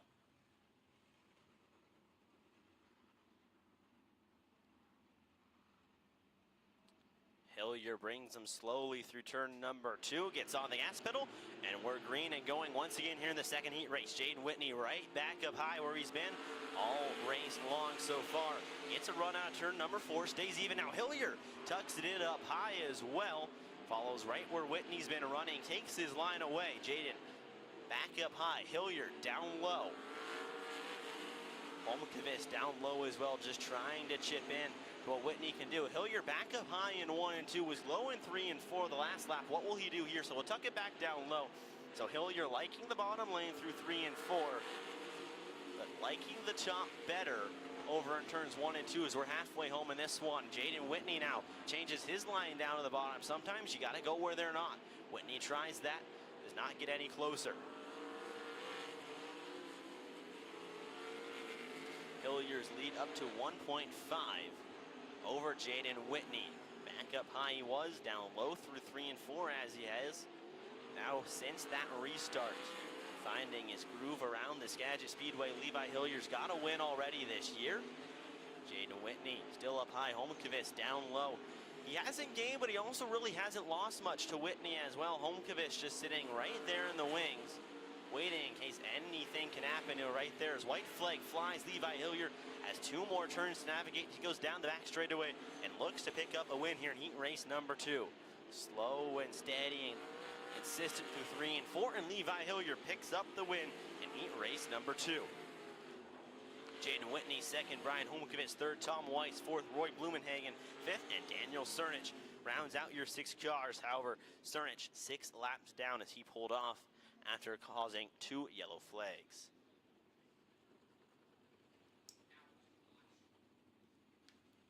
So 2 heat races in, 1 heat race to go. Brody Ferguson and now Levi Hillier have won them so far. It's been cars on the front row and the pole position to get it done.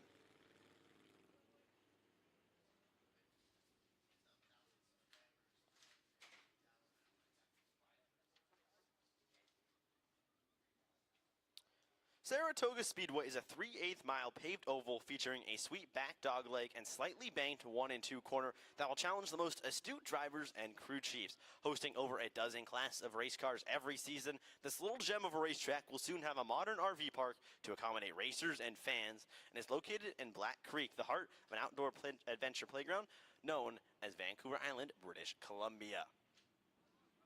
The third and final Sportsman Sprint car heat race hits the track, and here is how they'll line up. Alden Ostrom on the pole out of Cedro, Washington.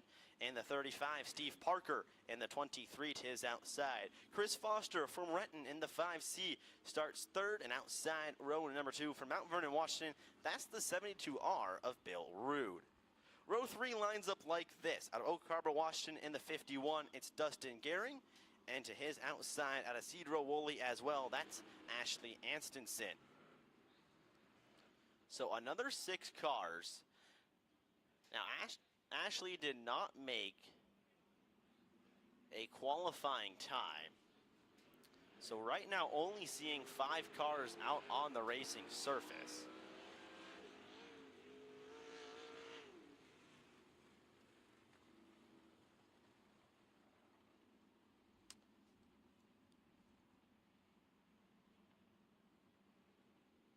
So as it sits right now, we have 5 cars, and that's what we'll run our third and final heat race with. So Ashley Anston not making the call here either. Ostrom, Parker, Foster, Rood, and Gehring, your 5 cars in the third and final Sportsman Sprint car heat races is green and go. Steve Parker with a great start from the outside. He'll tuck it down low, cut off Ostrom, and Steve Parker leads out of turn number 2. Bill Rood, the first car to try the high line. It won't work for him as he'll lose a spot to Chris Foster in the 5C, but not going to give that one up lightly. Foster down low, Bill Rood up high. That's the battle for third. Give it to Rood down the back straightaway. Foster back down low again. Bill Rood up high. Can they go side by side down the front straightaway? But now the battle for lead going to heat up as well. Ostrom was right there on the backside of Parker. Going to get a run out of turn number 2. Alden Ostrom tucks her low right where Parker is through 3 and 4. Steve Parker have an instant job navigating the low line of 3 and 4. Alden Ostrom right there with him. Parker bobbles a little bit through 2, but pulls down the back straightaway. Ostrom drives it in hard. Parker gets up on that berm a little bit. And here comes Bill Rude back, battling by Foster. That's the battle for third. Foster down low, Bill Rude up high. The two race down the back straightaway, racing for third. Foster down low, Bill Rude up high. Give it to Foster as they come out of turn number 4. Chris Foster in third. He extends his gap massively down the back straightaway. A look back at the opening duo. They've extended out, so we'll stick on the battle in third. Bill Root gets a little squirrely on the top side. That's going to allow the 5C of Foster to pull away. But what can Alden Ostrom do to run down the 23 of Steve Parker as they tuck it down low? White flag flies one more time around. Can Steve Parker get this one done? Down low through turns 1 and 2, down the back straightaway with little to no challenge into turn 3. And nicely out of turn number 4, Steve Parker picks up the win here in heat race number 3. Alden Ostrom second. Chris Foster comes across in third, Bill Root fourth, and Dustin Gehring comes across in fifth. So that's how we'll round out heat races for the Sportsman Sprint car. Steve Parker picks up the win from outside row number 1. He'll join Brody Ferguson, Levi Hillier as winners in heat races here for the Sportsman Sprint cars.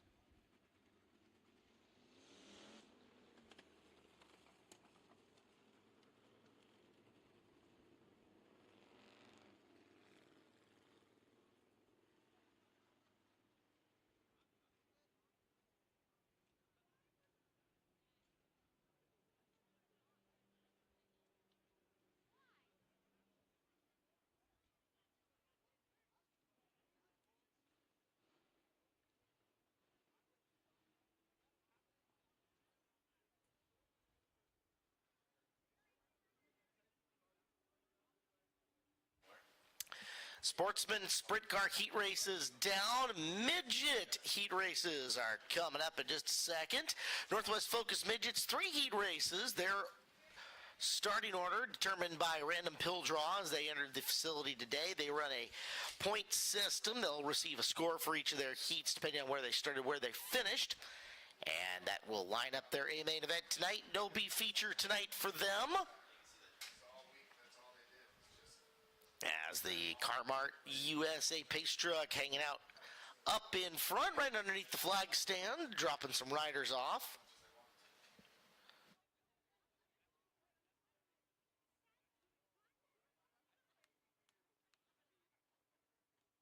Big thank you to Banner Bank. Banner Bank, always excited to support the local communities, and Skagit Speedway, always one of their favorites. Whether you need help opening a checking or savings account, purchasing a home, or looking to expand your business, the friendly and knowledgeable staff is here for you. Stop by and see them. Banner Bank, better ideas, better banking. Member FDIC, equal housing lender. Remind you guys as well, concession stands are open with cold beverages and ice cream. If you're in the mood for a strawberry shortcake bar, or maybe a Spider-Man, maybe a SpongeBob bar. Those sound good. Or the old school vanilla ice cream bar with chocolate coating, always a good choice. Ice cream available at both North and South concessions.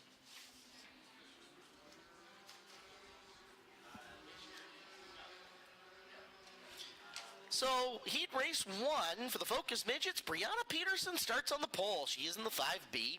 And next to her is the 24 of Nick Evans. Row number 2 is Kyle Hansen out of Burlington. And Jared Peterson in the 32. That is Brianna's husband out of Stanwood. First time I remember them being in the heat races together. This should be fun. Ryan Orchard, the 32R from Sydney, BC. Alex Peck driving the Levi Harless car, the 09 tonight. And Stephen Massengale making his racing debut, the 64M out of Mount Vernon. 7 cars, 8 times around into the Skagit County sunlight.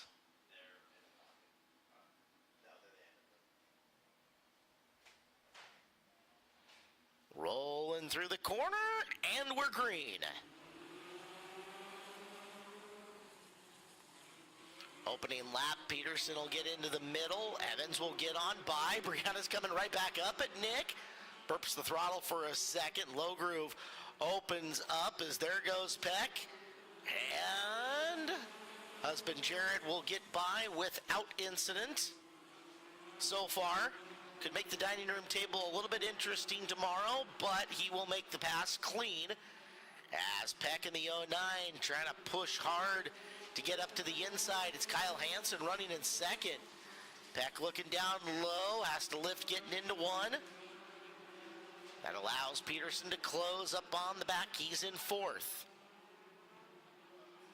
Peterson has been undefeated in that In-Laws Racing 32, dating back all the way into, I want to say, early June, when the last guy to beat him was Peck. Wide look at the shot as you've got your race leader, Nick Evans, just clearing away from him. Peterson trying the extreme high side, see if there's anything. Hansen gets out of the groove on the bottom, and there goes Peck in position to make the pass. So Peck will drive through up into the second place.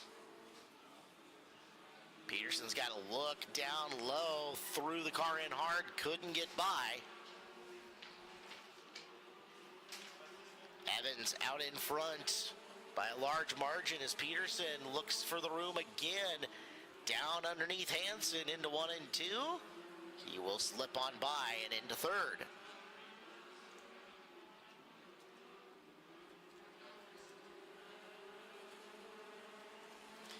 One lap to go for Nick Evans. Bad news, Nick, out of Marysville. An easy heat race win for him. Checkered flag is out. Evans takes the W. Peck 2, Peterson 3, Hansen 4, Orchard 5.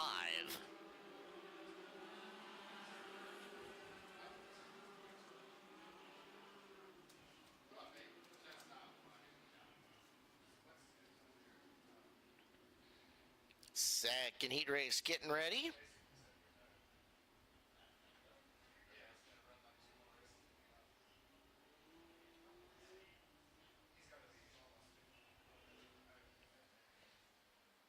Again, Focus Midgets, they pill drew for these heat race spots. Now, gonna make your way forward on the field.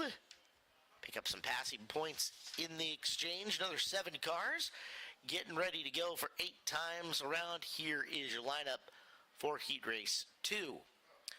On the pole, out of Arlington, it'll be Ashley Thompson in 41. Eric Turner in the 7S out of Lake Stevens will go outside of Ashley on the front row. The 50 is Chad Kincaid. He's inside row number 2. Next to him, Jeff Westergaard in the seat of the 78R from the outside of the second row. Brad Pritchard, our former 410 competitor out of Cedar Woolley, starts 5. Starting 6, Ayuka Cookie Carlson in the 18 car out of Burlington. And it is Marcus Anstonson making his racing debut. He's in the 3T Focus Midget tonight. He will start in position number 7. So Anstonson, first time in a race car tonight as well. His wife Ashley, a 360 competitor with us. Let's see how Marcus can do. Family bragging rights up for grabs. The Bob and Lori Scott 7S has been a potent ride. A lot of drivers have taken that car to victory lane here at Skagit Speedway and beyond. It's had kind of a who's who of the Focus Midget Series over the years driving for them, including but not limited to Chance Crum, Tristan Thomas, Shane Smith. Alex Peck has been in the car, and now it is Eric Turner's turn.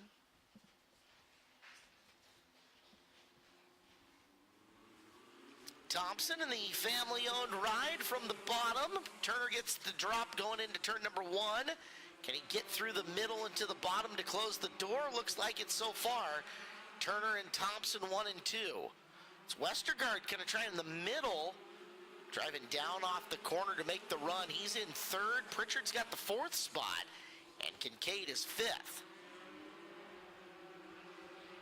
Turner trying to open her up on the back straightaway as your front 3 are breaking away from the back 4. Kincaid in the 50, Carlson in the 18. Battling for 6th as there goes Anstenson. Marcus Anstenson, rookie, has gone 7th to 4th. Nice job.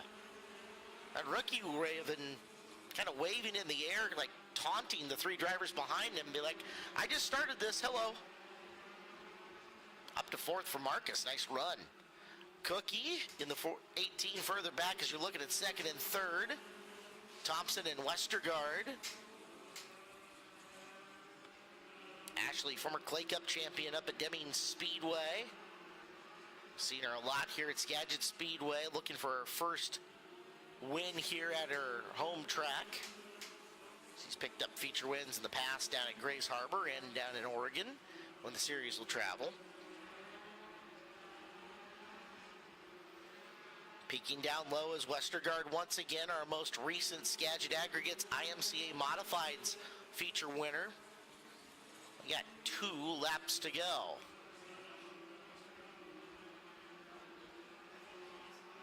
Westergaard got the angle going on to Thompson. Takes 2nd place over at the drop of the white flag. So you're going to look back, Eric Turner. Easy Saturday evening stroll. And he will drive to the win. Give Turner the W. 2nd to Westergaard, 3rd to Thompson. Anstenson, nice 7-4 run. And 5th to Pritchard.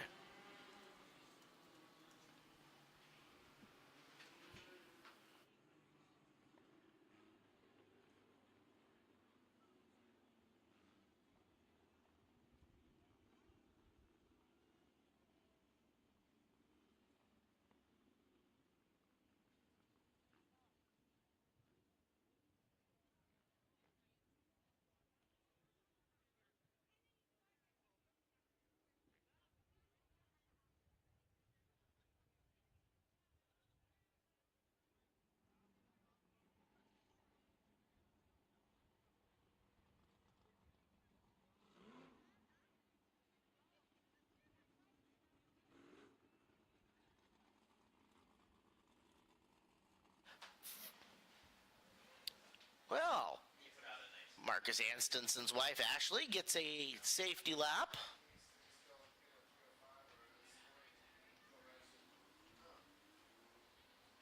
As our 3rd and final heat race on track, Derek Amundsen drives the Court Racing 53X. Morgan Benson, rookie to the series in the 27M, will be next to him. Shane Smith in the 17. He is off a weekend sweep down at Sunset Speedway last weekend. They ran 50 laps on Saturday night, and Shane got the W on top of their Friday night program. He runs the Brian Rose Motorsports car. Brian Holmqvist outside him in the 90. You also see him in a Sportsman Sprint.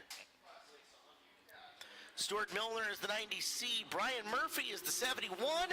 We're underway. Look out, Amundsen didn't keep the foot all the way in the throttle. And got a lot of front bumper for his troubles as Smith nowhere to go with the lane blocked in front of him. Tagged him and drove by him, so Smith to the lead. That's Murphy from 6th, working his way to 2nd. So Brian Murphy's made big moves already. Amundsen trying to hold 3rd. As you see the white and black 53 car around the bottom, here comes Holmqvist. Quick threads the needle down on the low side. Miller going to follow him on through as the 90 cars up and forward. And we're going to have a yellow flag out on the racetrack. Caution on the speedway here. As looking at debris that had come off in the corner. Either an engine panel or a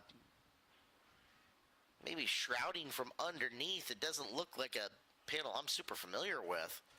Had come off one of the cars. They'll toss it to the infield, and we'll get a look at a Delaware-style restart here for the Midgets, tucked in behind Smith. Murphy and Amundsen are going to go side by side. Then Holmqvist and Milner.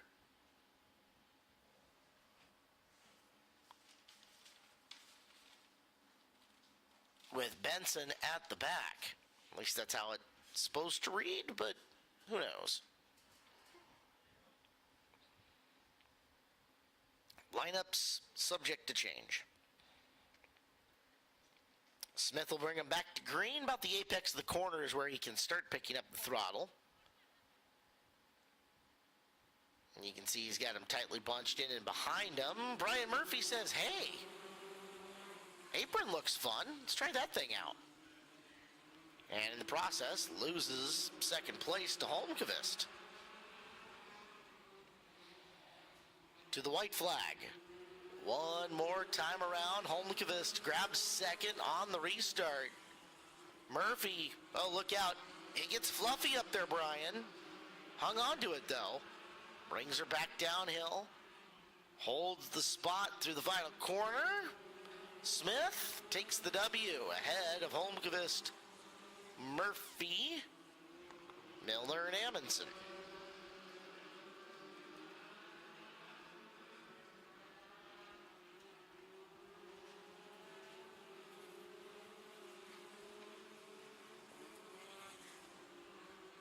Now, laps got different on me there. I thought we were further into that than we were. See that? I was reading something weird.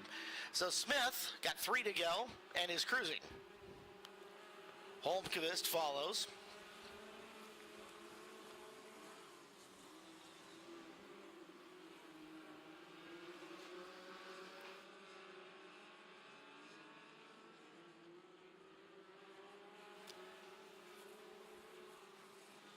Now we got one. There we go. Smith, Holmqvist, Murphy, Milner, Amundsen. And now she's done. Running order changed a little bit at the end. Shane gets the victory.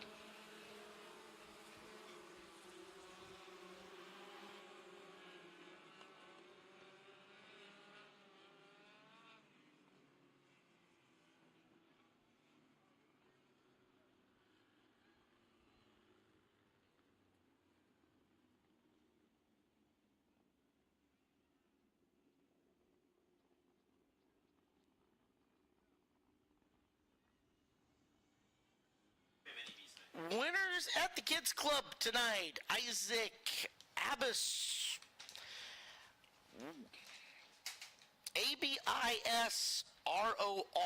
Abbasroar? Okay, we're going with it. Hunter Holden, Dalton Ellis, Rowdy Sherman, Jonah Peterson, Kason Plug, Logan same one, A-B-I-S-R-O-R, Abbasroar, okay.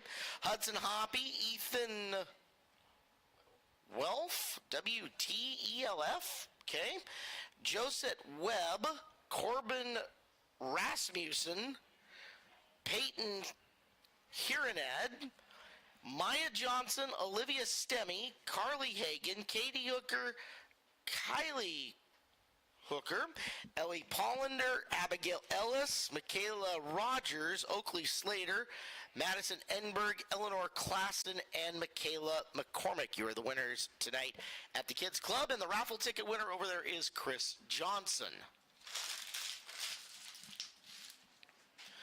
Well, we take a look at it. We have engines fired on another car, front straightaway, and that is the 26 of Fisher as we get ready for our heat races for the 410 sprint cars.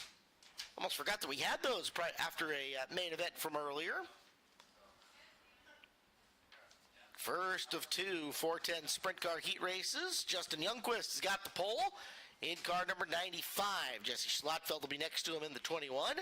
Second row is Eric Fisher in the 26 and Jason Solwald in the 18. Third row, Cam Smith in the 17 and Brock Lemley in the 10.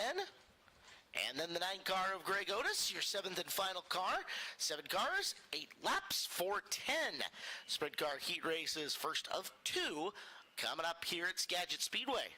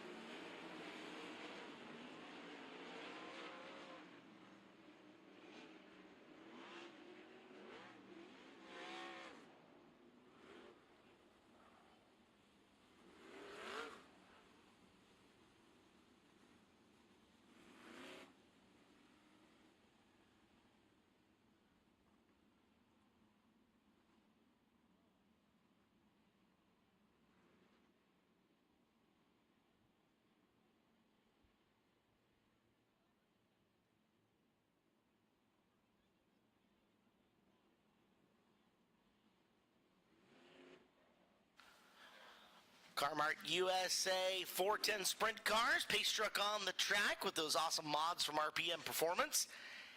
As it is the 95 of Youngquist and the 21 of Schlottfeld. They just did battle up in front of that first 17-lap main event. Now they go for 8 times around. Your heat race winner will make the top 4 redraw tonight. And if the 18 of Solwald can finish in the top 5, he will also make the redraws, the fastest qualifier. Pacing their way through 3 and off of 4.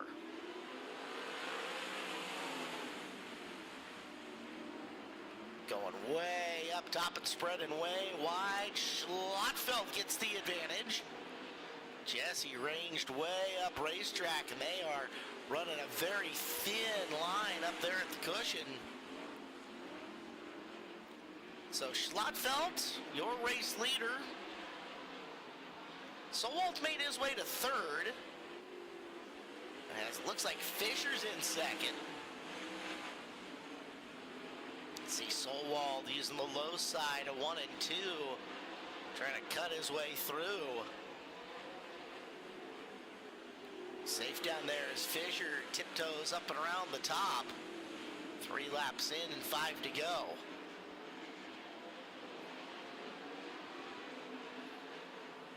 Can see Schlottfeld clean and clear on the high side. Solwald's moved up a bit.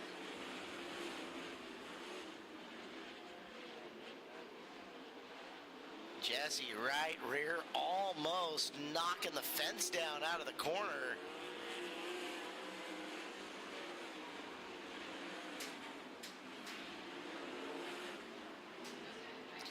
Just a couple laps to go.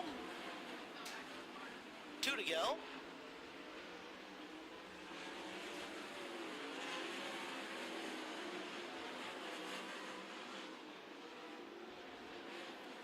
We'll see the white flag next time by.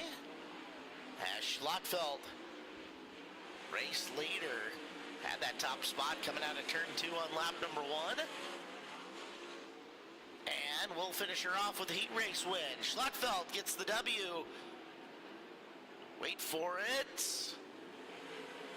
There's the rest of the field. Solwald, Fisher, Smith, and Youngquist.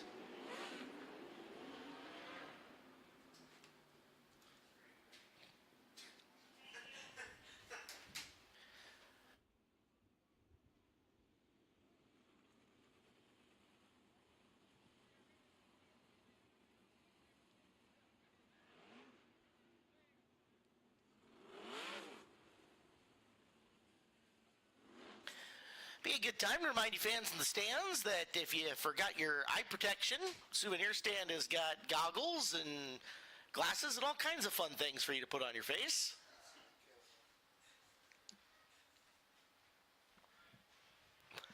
As heat race number 2 getting ready to come out. Sun rapidly setting in the west, and of course racetrack changes pretty significantly once the sun goes down. Well, Skagit Speedway, one of the only tracks in the entire country, nay the entire world, that has a easterly exposure or westerly exposure all night long. So looking into the sunshine, as soon as the sun comes down, moisture starts pumping back up into the racing surface and significantly changes track conditions.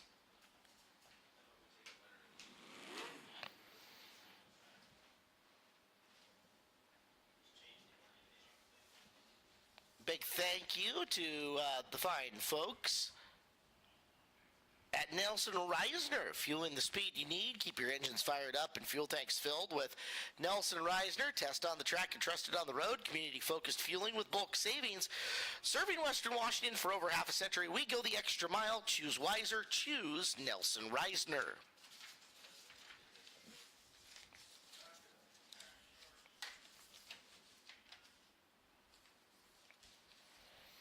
Second heat race looks like this. Robbie Price has got the pole in the 21P. Greg Hamilton will be next to him in the 96. Second row, Bailey Jean in the 14.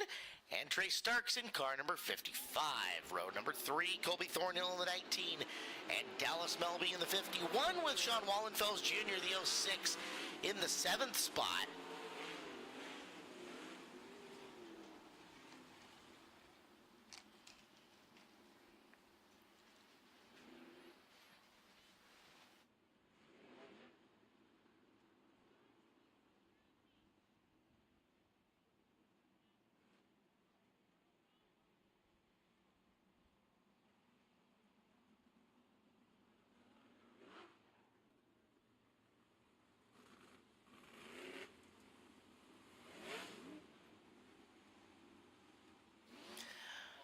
Field settles in, Price down low, Hamilton up high, Bailey Jean, and then Starks, Thornhill, Melby, Wallenfels.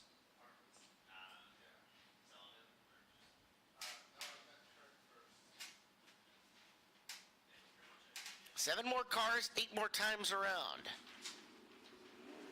They'll stack up and go green off the corner. The 1, Price trying to get up to the high side. He'll do so with Hamilton and Starks trying to follow. Starks going to go way down low, and we see a car. Yellow is out. And it looks like we're going to get a second look at that start. First one doesn't stand. Round 2 coming as 1 car around in the corner. It's Wallenfels in the 06.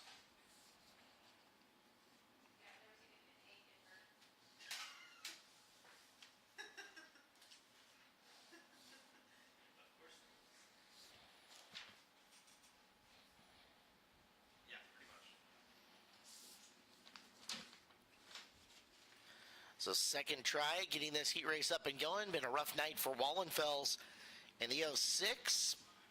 See if we can get her turned around.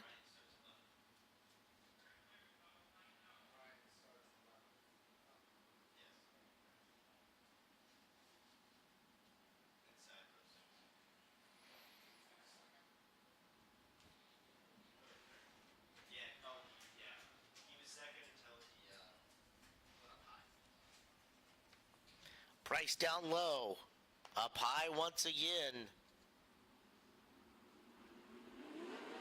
is Hamilton. We're back to green, and Hamilton gets the jump this time. Can Hamilton drive around him through 1 and 2? He'll do so. And yellow flag out for a second time.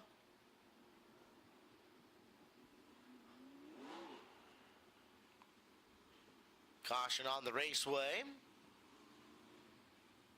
And this time, Hamilton jumps. They're going to give the outside of row number 1 to Starks. So Hamilton penalized for our jump in the gun. Now, Trey Starks, chance to win the heat race and knock a car out of the redraw. If Starks wins the heat, it will only be a 3-car redraw in the front of the field.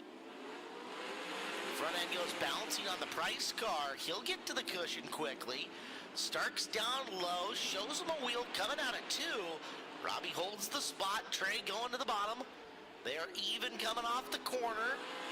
Robbie up high, has it by a nose, but Trey still down on the extreme bottom, trying to make something happen. Starks will get up and away, might have opened up the advantage a little. Starks really good off the bottom of 4, but it is going to be Price, your leader. Starks 2.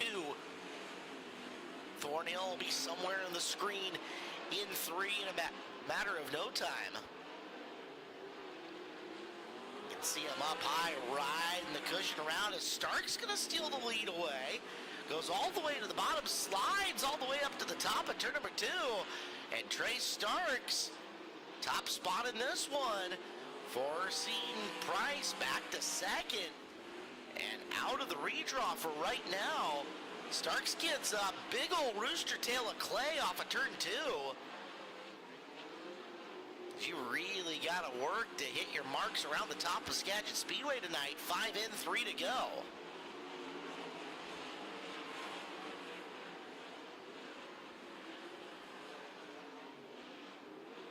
Six down, 2 left. Starks up in the very highest portion of the track. getting up towards the top of that wall where we haven't seen drivers for years. And following him is Robbie with 1 to go.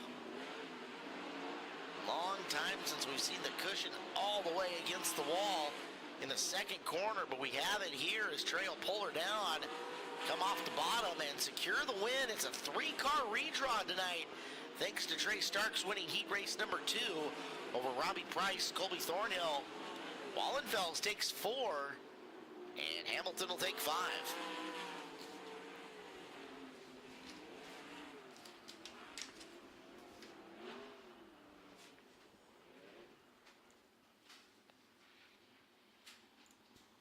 Well, that does it for heat races tonight.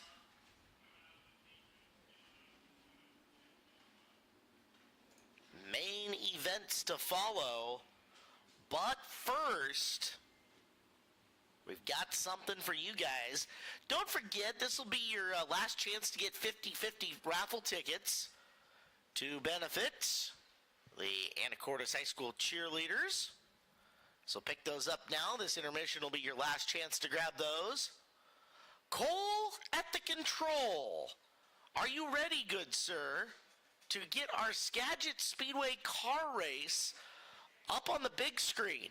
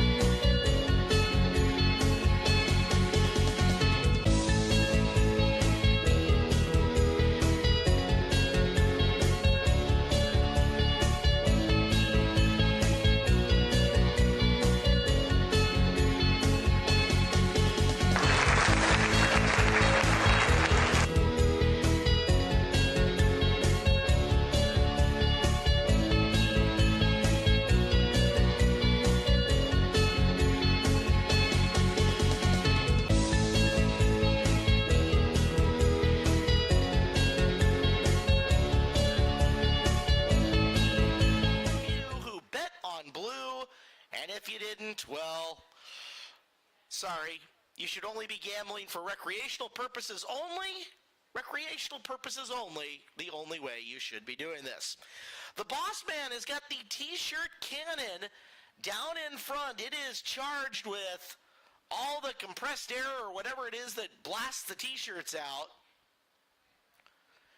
And from the Victory Lane podium, Peter Murphy with some help, with some shirts down in front. But to get Pete's attention, you got to make a little bit of noise. You got to stand up. You got to get on your feet. You got to shake your hands. You got to say something. Now, I've never seen Pete work the cannon before. This could be an adventure. Cheryl's down there with him, getting ready to help. All right. Ooh, big fire. Big fire up to the north end. And drops one down. Now, you guys are live on TV, so if you pick up a shirt, make sure that you show it off. Oh, yeah, Pete's got the blaster on max capacity here. Nice shooting, boss man. Goes up top. Randy's trying to track the T-shirt as it makes it all the way up and down. I like it.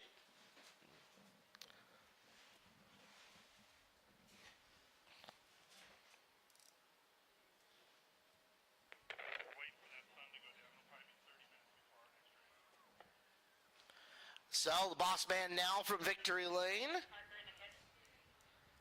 will continue looking for folks up in the stand who are looking for a T-shirt. He fires right over by the Corona Beach Beer Garden.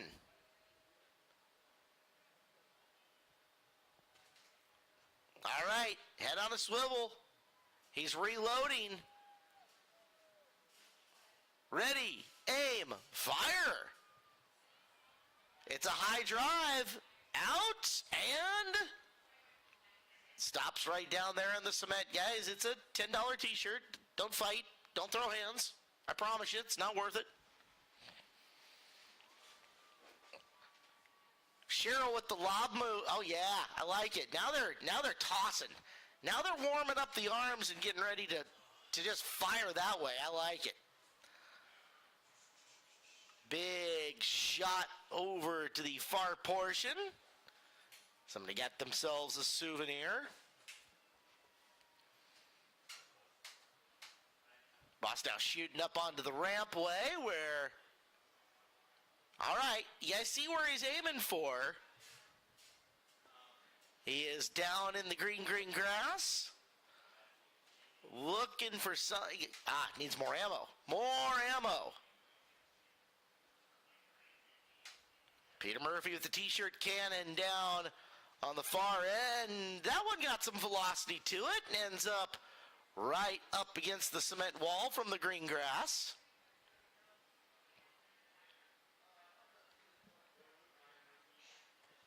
Cheryl checking out her co-ed softball arm. Nice snag out in front.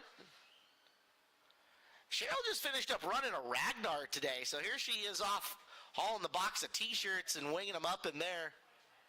She's tough. All right, so up in Section F and on the grass in front, you guys better have head on a swivel because here comes Pete with the T-shirt gun. And there would be nothing worse than taking an unsuspecting Skagit Speedway T-shirt off the side of your face. Or maybe there would be. I don't know, but I'm just not looking forward to it. Loading up the cannon. And into the grass we go. Boss is working his way over into the G section now. So if you're sitting over there in section number G, just next to the South End Beer Garden, better keep your eyes peeled. We have got more swag making its way up into the grandstands now.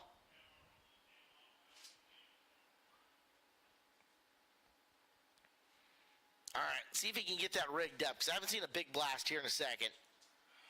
Boss is rigging up the cannon. All right, Section G, heads up.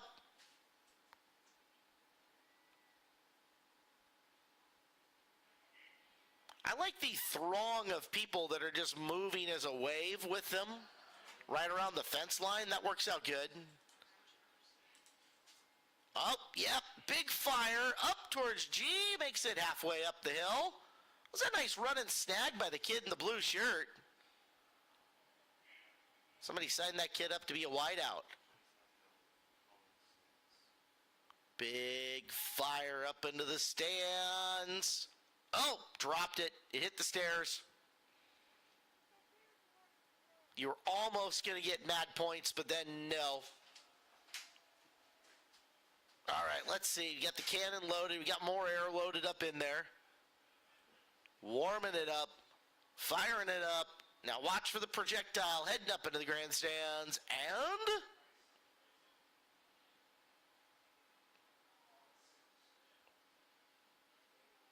she shoots, she falls. All right. All right, now we've got some trophy girl assistants down there. So our lovely trophy girls have made their way out into the corner. Watch them work the crowd. Yeah, nice move. Nice move.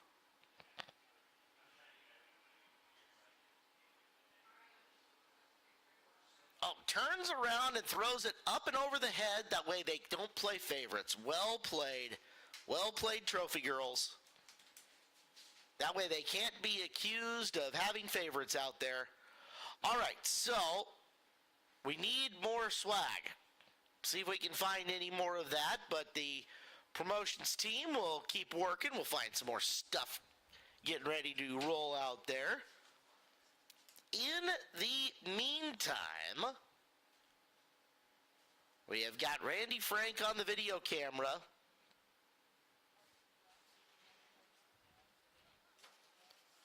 And let's see who we can spot doing things out in the crowd tonight.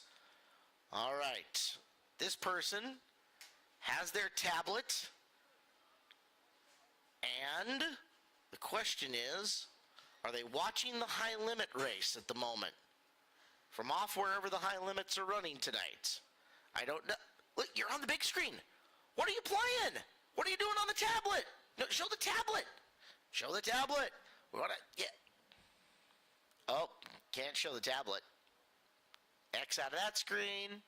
Probably had like an Amazon shopping cart up that just didn't want to see. All right, so we're on the back row. Hello, back row guys. Nice to see you. Put your hands up in the air. Well played tonight. Nice to thank you for being here at Skagit Speedway. Back row guys. Back row guys. There's Twig. Hi, Twig. Twig, how was your birthday last weekend? Birthday was good? Seahawks hat down there in front. Training camp opens up. Is that the world famous Lucas Fisher? That is the world famous Lucas Fisher. Driver of things. Winner of races. We'll see him at Deming Speedway for Clay Cup coming up on Thursday, Friday, and Saturday. Hello, Lucas. Now that person's got the right idea.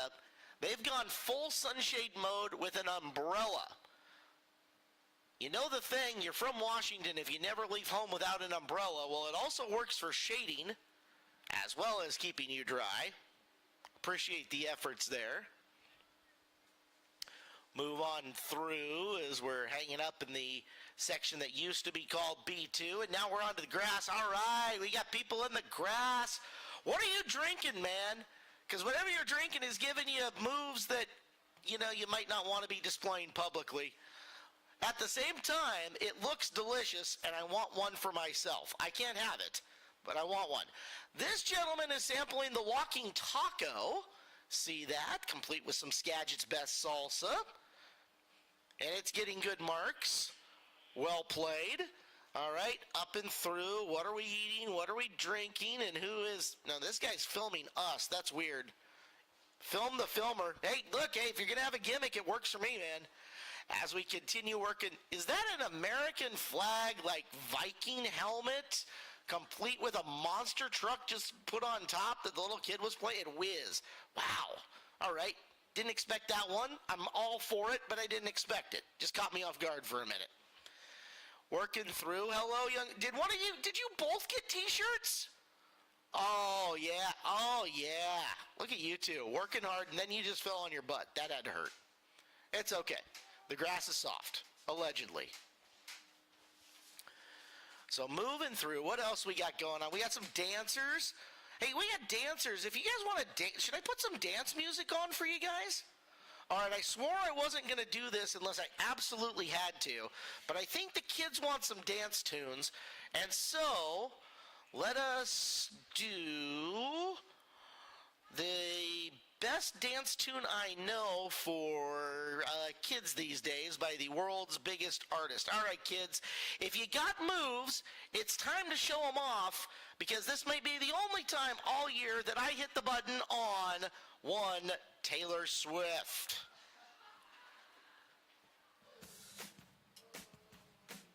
Show off your moves. The dance cam is officially on at Skagit Speedway.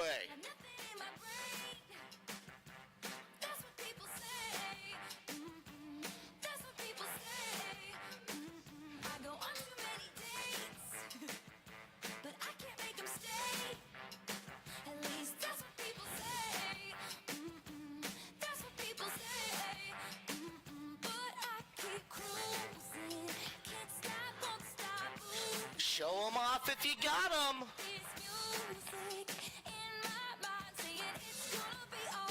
That guy's trying to do a handstand.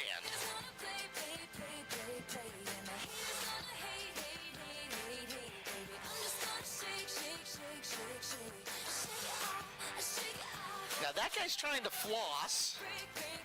I remember that from Fortnite. There you go. The kids' dance-off is on the hill. Get on over and shake it if you got it. Oh yeah, Dad with the assist on the little guy. Loving it.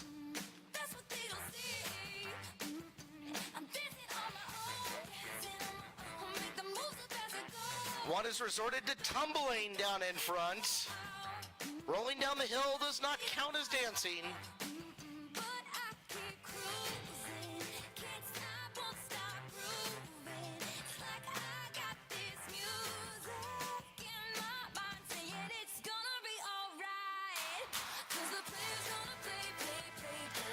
Oh, that guy took his shirt off.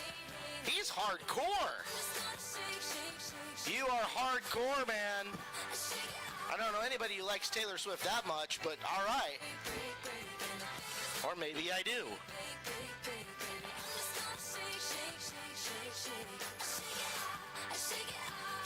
We've got more late participants coming in. There you go.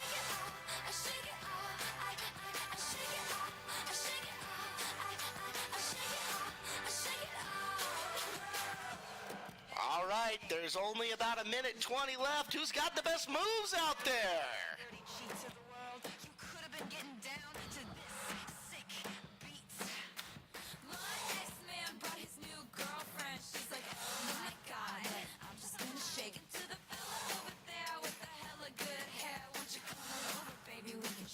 Shake, shake. Yeah.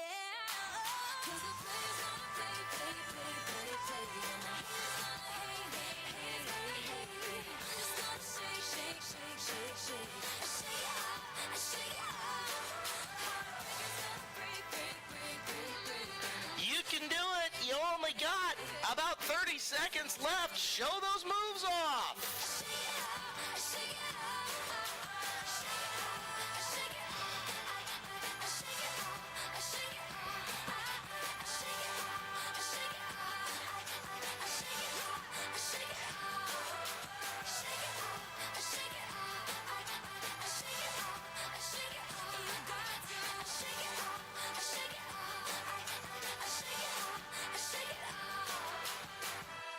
How about a round of applause for our dancers out on the hill in Section F?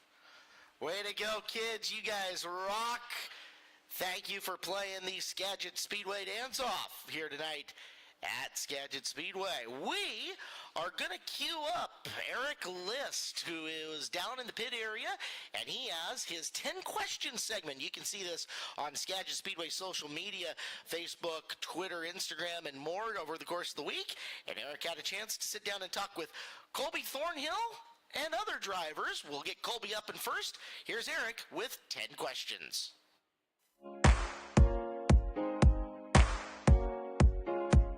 All right, down here at Colby Thornhill, we've got 10 questions for you. First, so what age did you start racing, and what was it?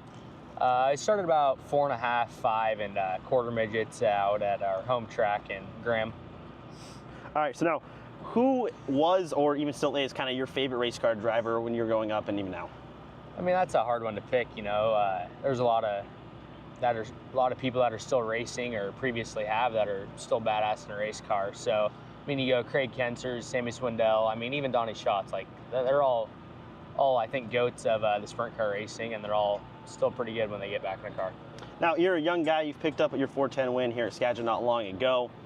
What kind of is your biggest accomplishment so far in your career, would you say? I mean, it's kind of hard.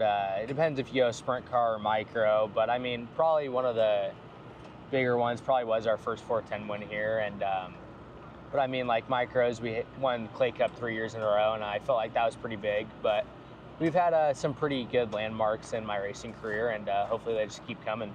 All right, so if you weren't driving the 410, what would you be driving? I'd probably be holding a shovel and in a ditch working for my dad. So I think I got the better end of the stick so far. So we've talked about your accomplishments. What's the best memory you have now from racing? I think everything's a good memory, man. Whether it was the people we met when we did the ASCS deal on the road, or just working in the shop or at the racetrack with my dad, and just everybody I think we've met through racing has been super good people, and it's probably the closest thing to family you'll find. Now, your favorite part of a race night? Oh man, I don't know. That's a hard one. Probably, I mean, favorite part of a night's always, you know, if you're parked on the front stretch because you won, and if not, I mean, I don't know what my other favorite part would be. So a lot of athletes, superstitions, all that. You got anything on a race night? Dude, honestly, the one thing I think I normally suck is when I got a GoPro on the car, or you know, like somebody's filming specifically you. That's usually when I tend to either flip down the straightaway or just absolutely suck. So. All right, so of the classes here, counting out the 410, 360s, sporties, mods, Hornets, what would you run?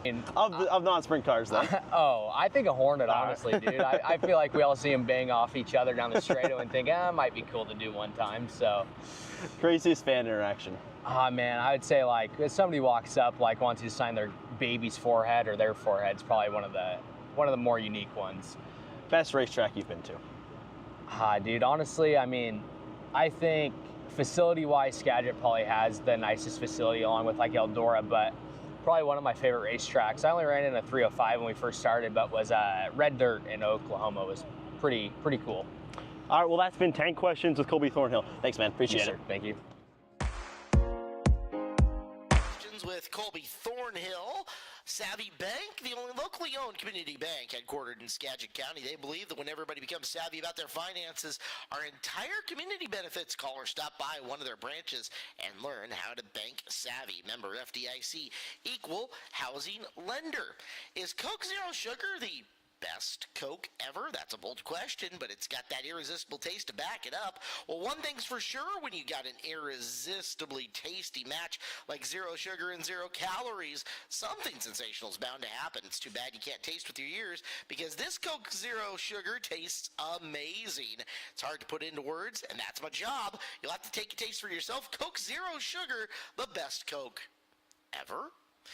We have another 10 questions lined up. It will be with our own Bailey Jean, who you'll see up here in a 410 main event in just a couple of seconds. We are queued up and ready to go with Bailey Jean and 10 questions.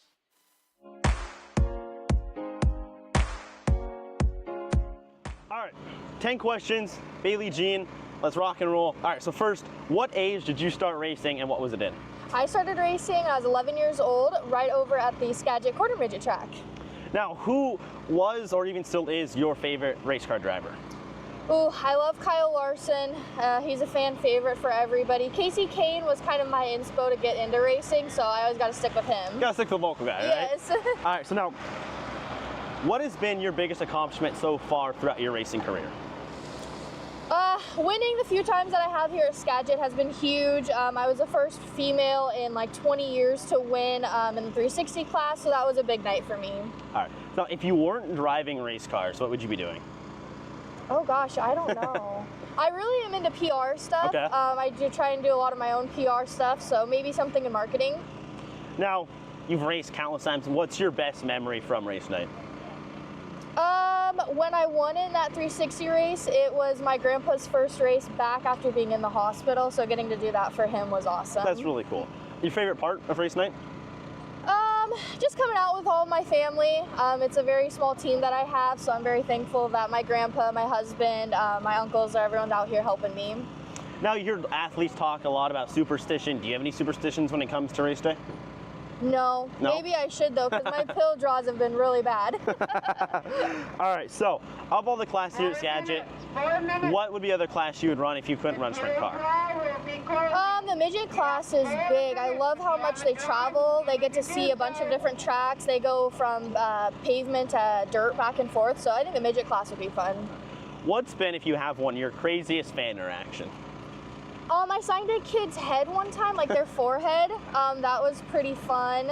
Honestly, I just love how excited the kids are to come hang out. It's the best part for sure. Oh, easily. Come down, you can look at the cars, yeah, race some of the best access. Yeah. Yes. All right, so now, what has been your favorite racetrack throughout your time?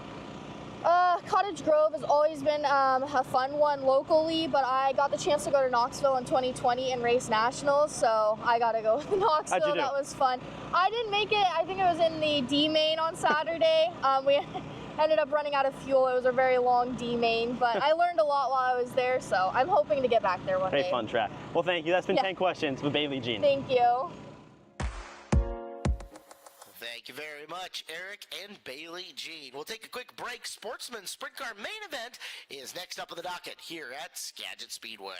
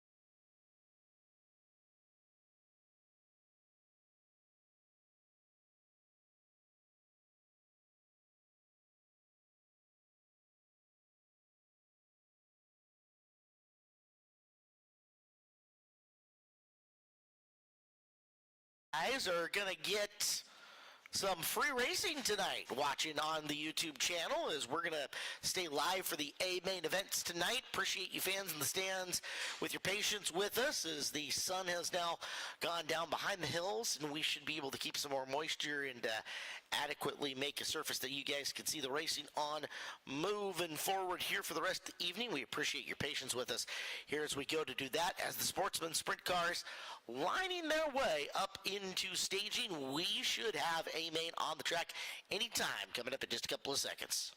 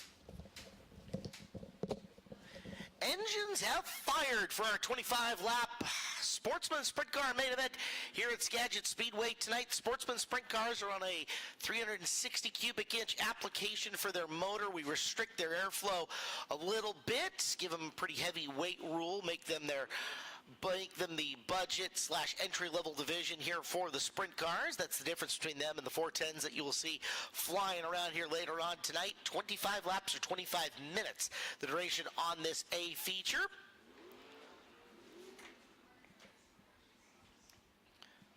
Your pole sitter for this one is going to be Brody Ferguson in the 3B. Ferguson sits on the pole.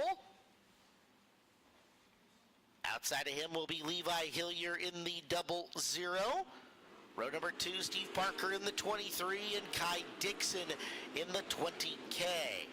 Jaden Whitney is in the 88, followed by Alden Ostrom in the 35. Justin Jacobson is in 22J, and Brian Holmqvist is in 90. Chris Foster, the 5C, Kira Zylstra, the 21Z, make up row number 5. Row number 6 is Tom Weiss in the 8, and Bill Rude in the 72R. Behind them, Tanner Merritt, the 36. He's inside row 7. Outside of him, Rapid Roy Blumenhagen, the 76R. Row number 8 is the 51 of Dustin Gary and the 06 of Daniel Cernich. Row number 9, 17th starter Brian Rivera, and the 18th starter, the 4 of Ashley Anstenson.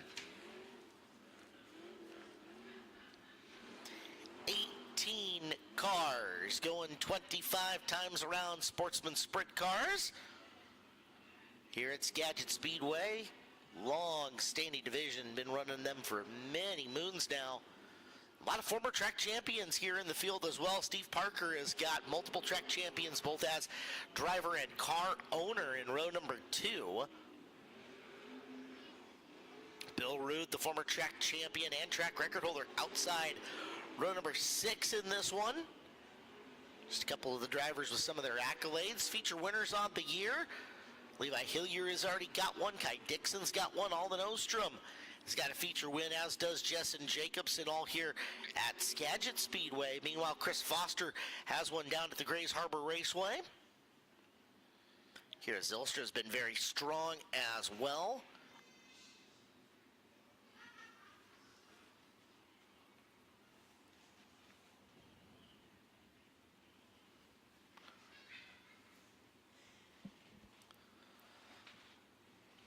Carmart USA Jeep Gladiator pace truck is around, working them in. A lot of moisture applied to this surface in between, so we'll see how long that takes to burn off up on the top of it.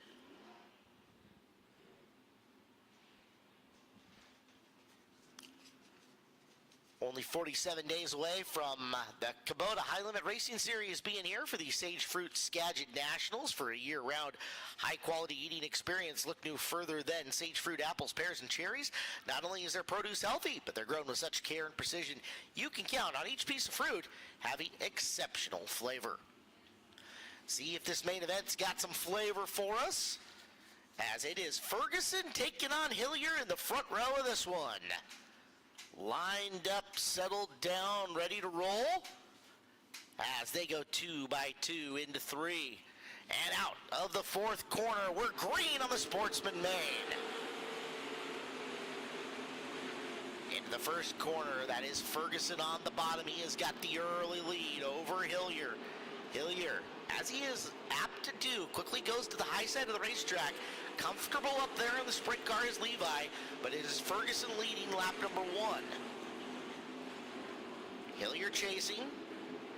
Rest of the field sorting out Parker, Whitney, and Dixon. 1 through 5 early as Levi goes to the bottom of 3 and 4. Parker gonna chase him down on the low side as Levi goes upstairs in turn number 2. Field is spread out pretty significantly here.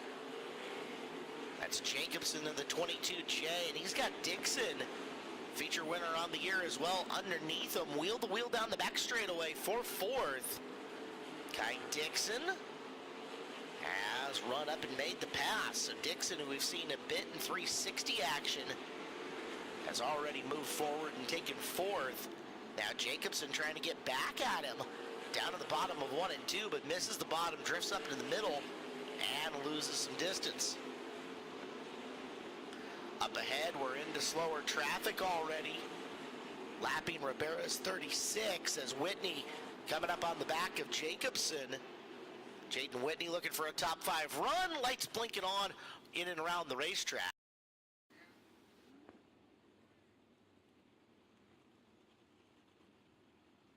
Daniel Cernich in the 06 is spun around facing the wrong direction, one of the Frank Sherman-owned cars. So Cernich will loop around and get pushed back out, tagged up at the back of the field.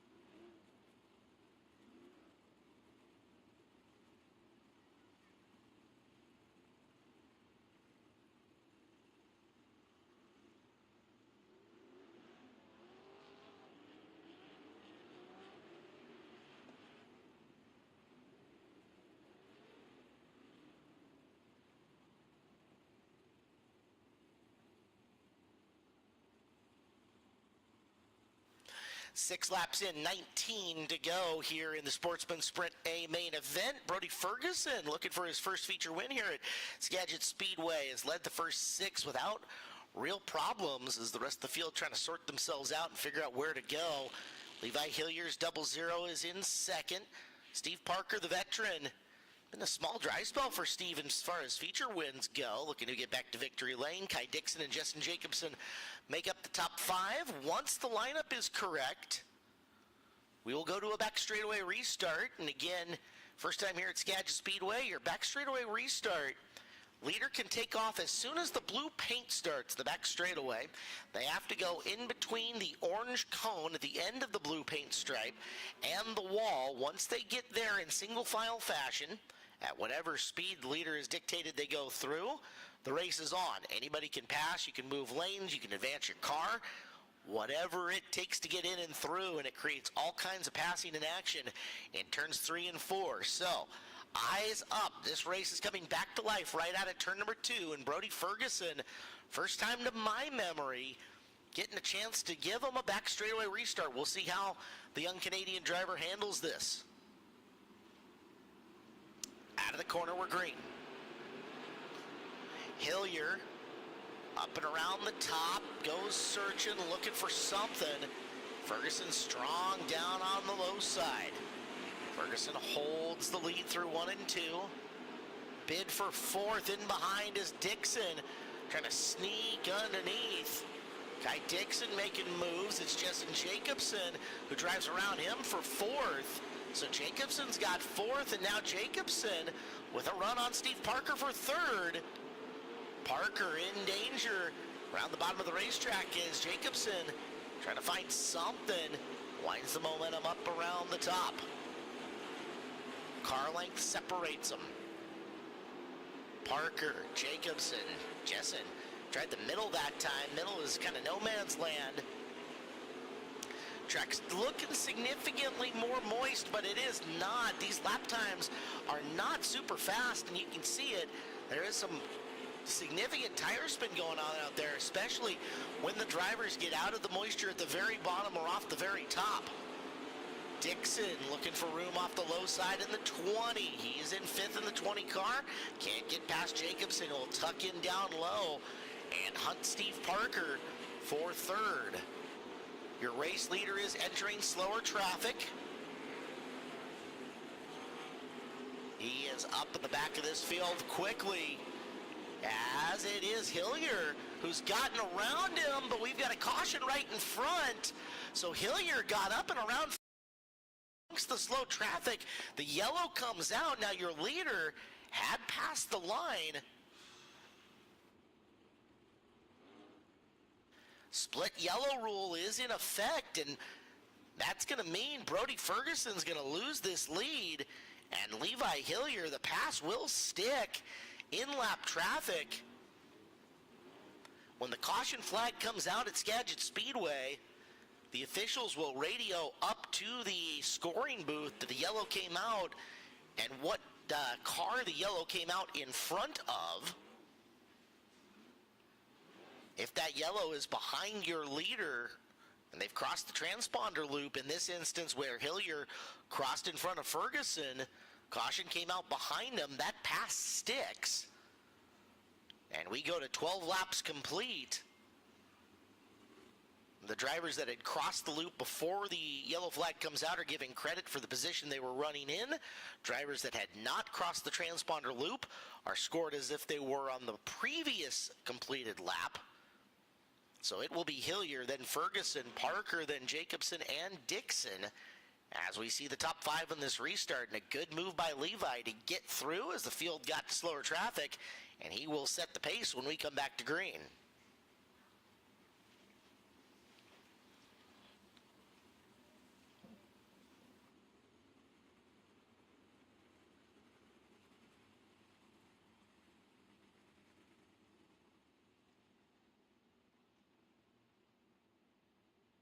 Beyond your top 5,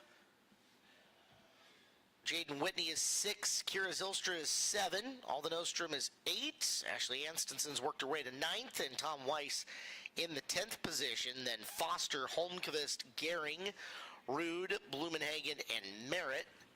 Ribera has been lapped already, and Cernich is showing a lap down as well. Field coming back to green. This time it is Hillier on point.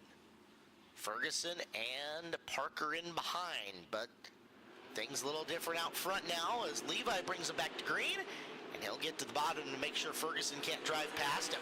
Behind him for third, watch Jacobson. He's got momentum up around the high side, and he will pass Parker for third.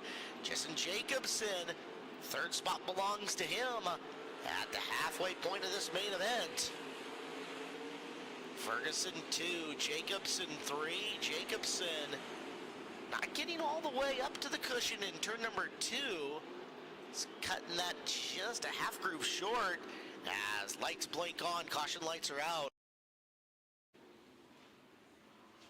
And we've got one facing the wall in turn number 2 from the bottom. It's Gehring's 51 car. So the pass sticks for Jacobson. He's got third. It's now Hillier, Ferguson, Jacobson, Parker, and Dixon. Caution came out in front of the lead. And so we will be exactly 13 in and 12 to go. Just beyond halfway home in the Sportsman Main. Lap times are in the high 13-second brackets here for main event action.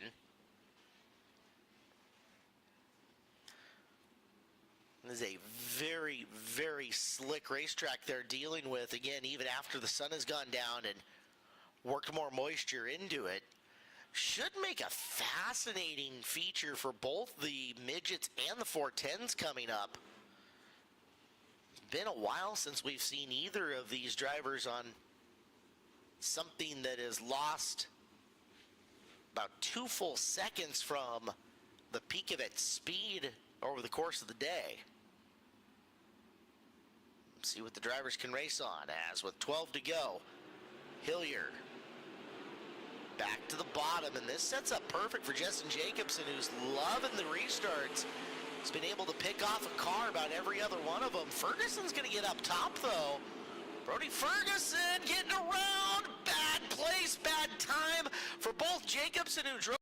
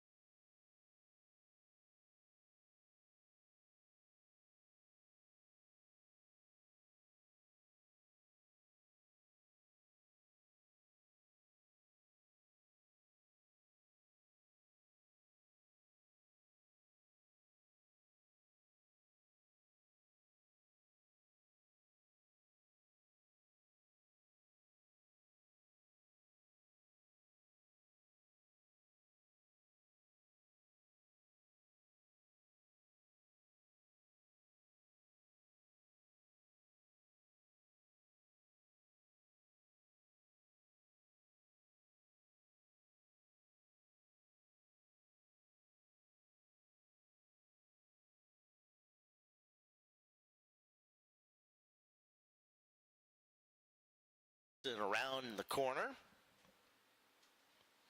And good news, Brody Ferguson is up and out of the race car. Ferguson out of the car in 3B.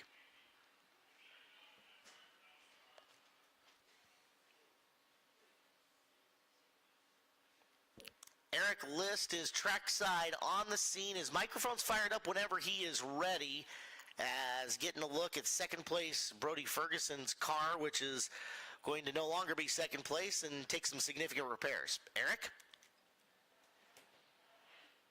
Yeah, Caleb, down here, getting a good look at a lot of damage here on the rear end car, specifically the left rear. It's sinking down. They're going to have to pick it up from the top. So he got over pretty good. A lot of damage to the rear end. Also got a look at the 20K of Kai Dixon standing behind me. The first thing I saw was the drag links bent, so they're going to have to fix that. That's a crucial part to control steering, so they're going to have to fix that for Kai Dixon. Going to try to go see if I can hunt down where Justin Jacobson is and get a look at his car.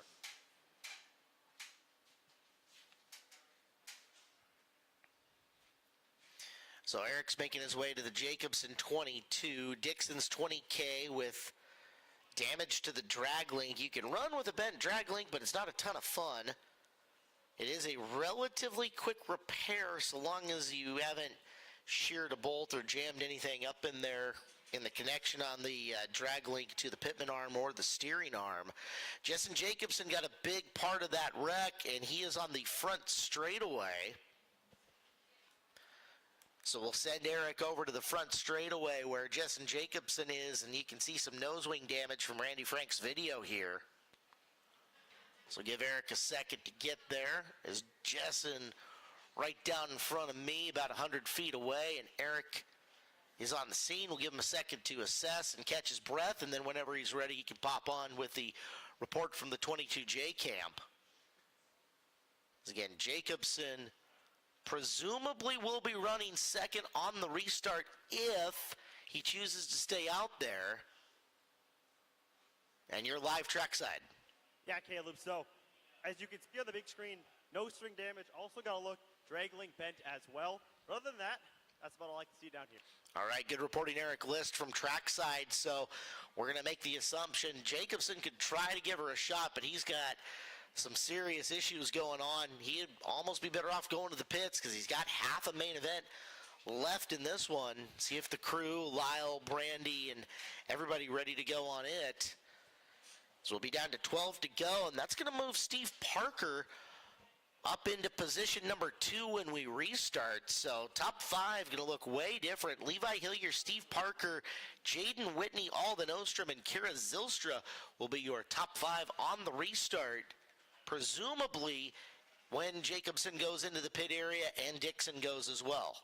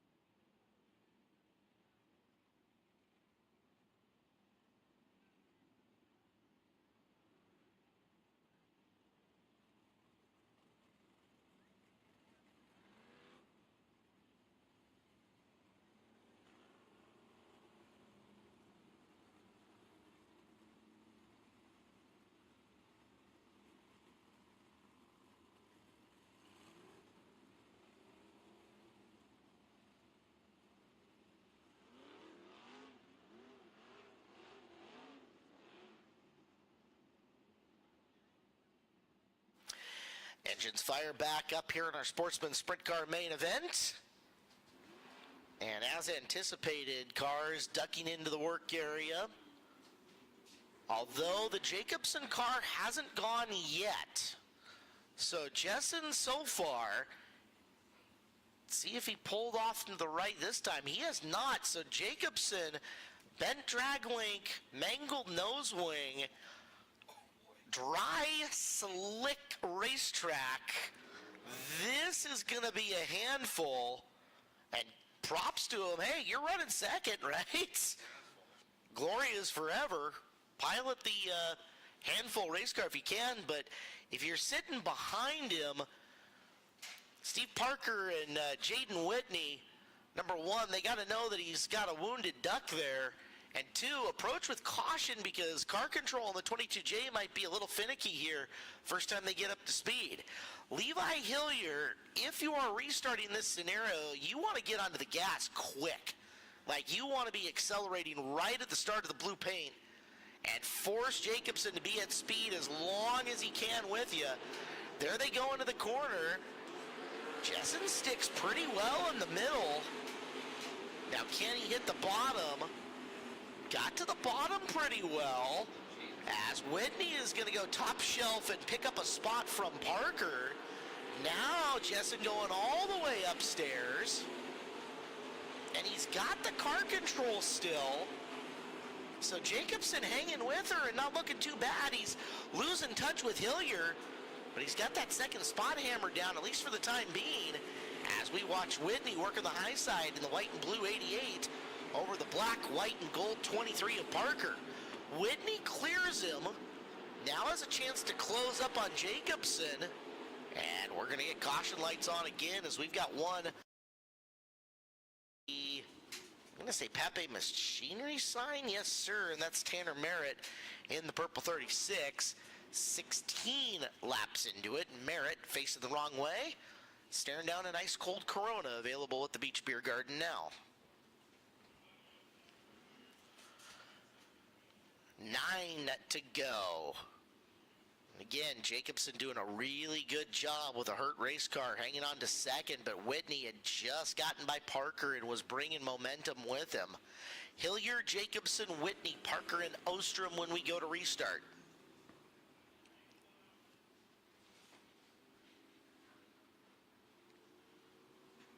We also got push truck in and behind a car that had stopped on the back straightaway, and that is the 4 of Ashley Anstenson. So she'll fire back up, or at least try to come back to life.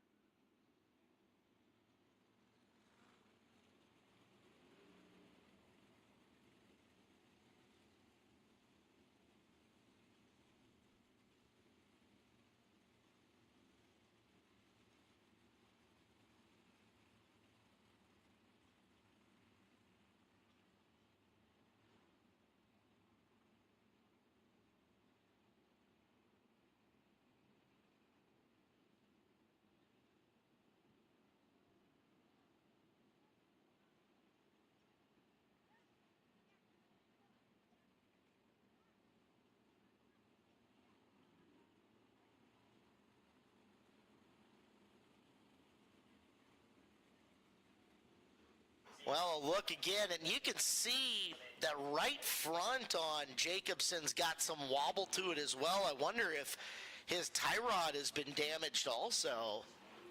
Jessen Jacobson doing Warriors work here, hanging on to that car in second. And he's going to have another chance at a back straightaway restart here.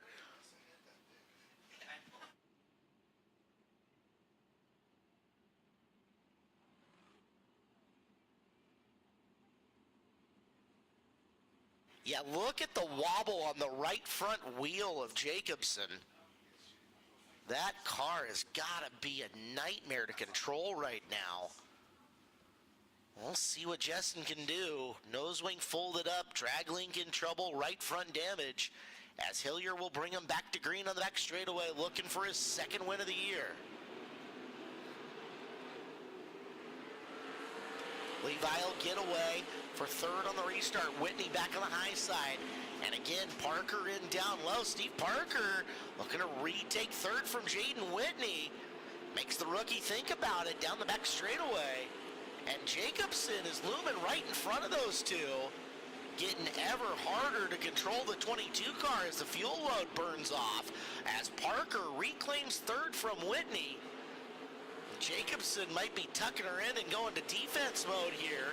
Alden Ostrom is lingering in the 5th spot in the 35, just barely in your picture here.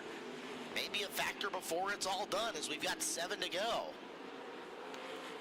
Whitney looking smooth up top. He's under the guidance of Reese Getz. His big sister Kaylee in the pit area, and Jaden has now taken the spot away from Parker with Ostrom coming in here late. Jacobson got away from Jaden in the 88 for a second as your race leader into and passing lap traffic again. 4 to go for Levi Hillier as we're going to watch 2nd and 3rd here in the closing laps. We'll keep half an eye on Levi to make sure he gets through traffic okay, but the interesting thing is, again, Jacobson with the really hurt race car. Drag link damage, nose wing damage, right front damage, and he's sitting here in 2nd like almost nothing's wrong. Coming into just a couple of laps to go, your leader, Levi Hillier, has a little traffic around him. He's down on the bottom of the racetrack, slides up ahead, and puts another one a lap down, and he'll come to the white flag. So Levi Hillier looking like he has got this. Slides across, gonna slide job Dustin Gehring here at the very end. And for the 2nd time in 2024, Levi Hillier, feature win in the Sportsman Sprints. All the way back to 2nd, Jessen Jacobson hung on. Well done to Jessen. And give 3rd to Jaden Whitney.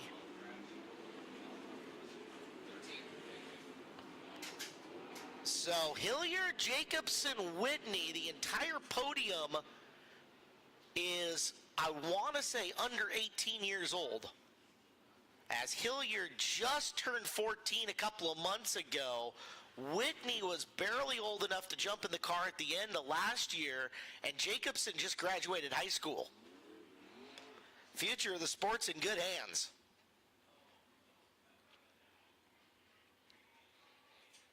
Drivers will pull to the infield. They have got to meet minimum weight requirements at the scale in turn number 4 off the inside of it. Whitney, who weighs all of about 95 pounds soaking wet with lead in his pockets, makes minimum weight. I know they've got to go through and find some areas of that car to not lighten up. So he will be no worse than 3rd. Here is Jacobson.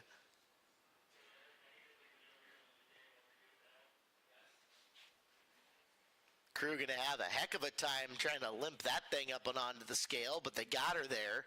The green-white comes on, he will be in good shape. Scale officials say green light is on. What a run from Jacobson. He'll be no worse than 2nd. And for the win, Levi Hillier. Yes, sir. Gets the job done. Green light on. Hillier gets the win tonight at Skagit Speedway in the Sportsman Sprints.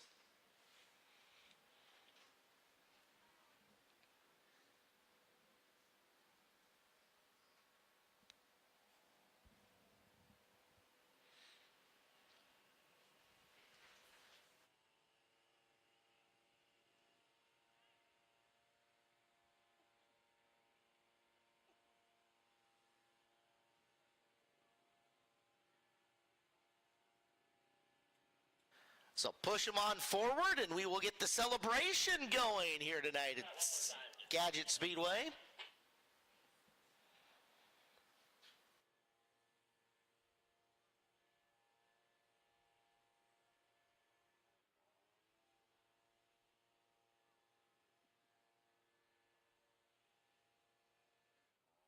Wing dance time for Levi Hillier.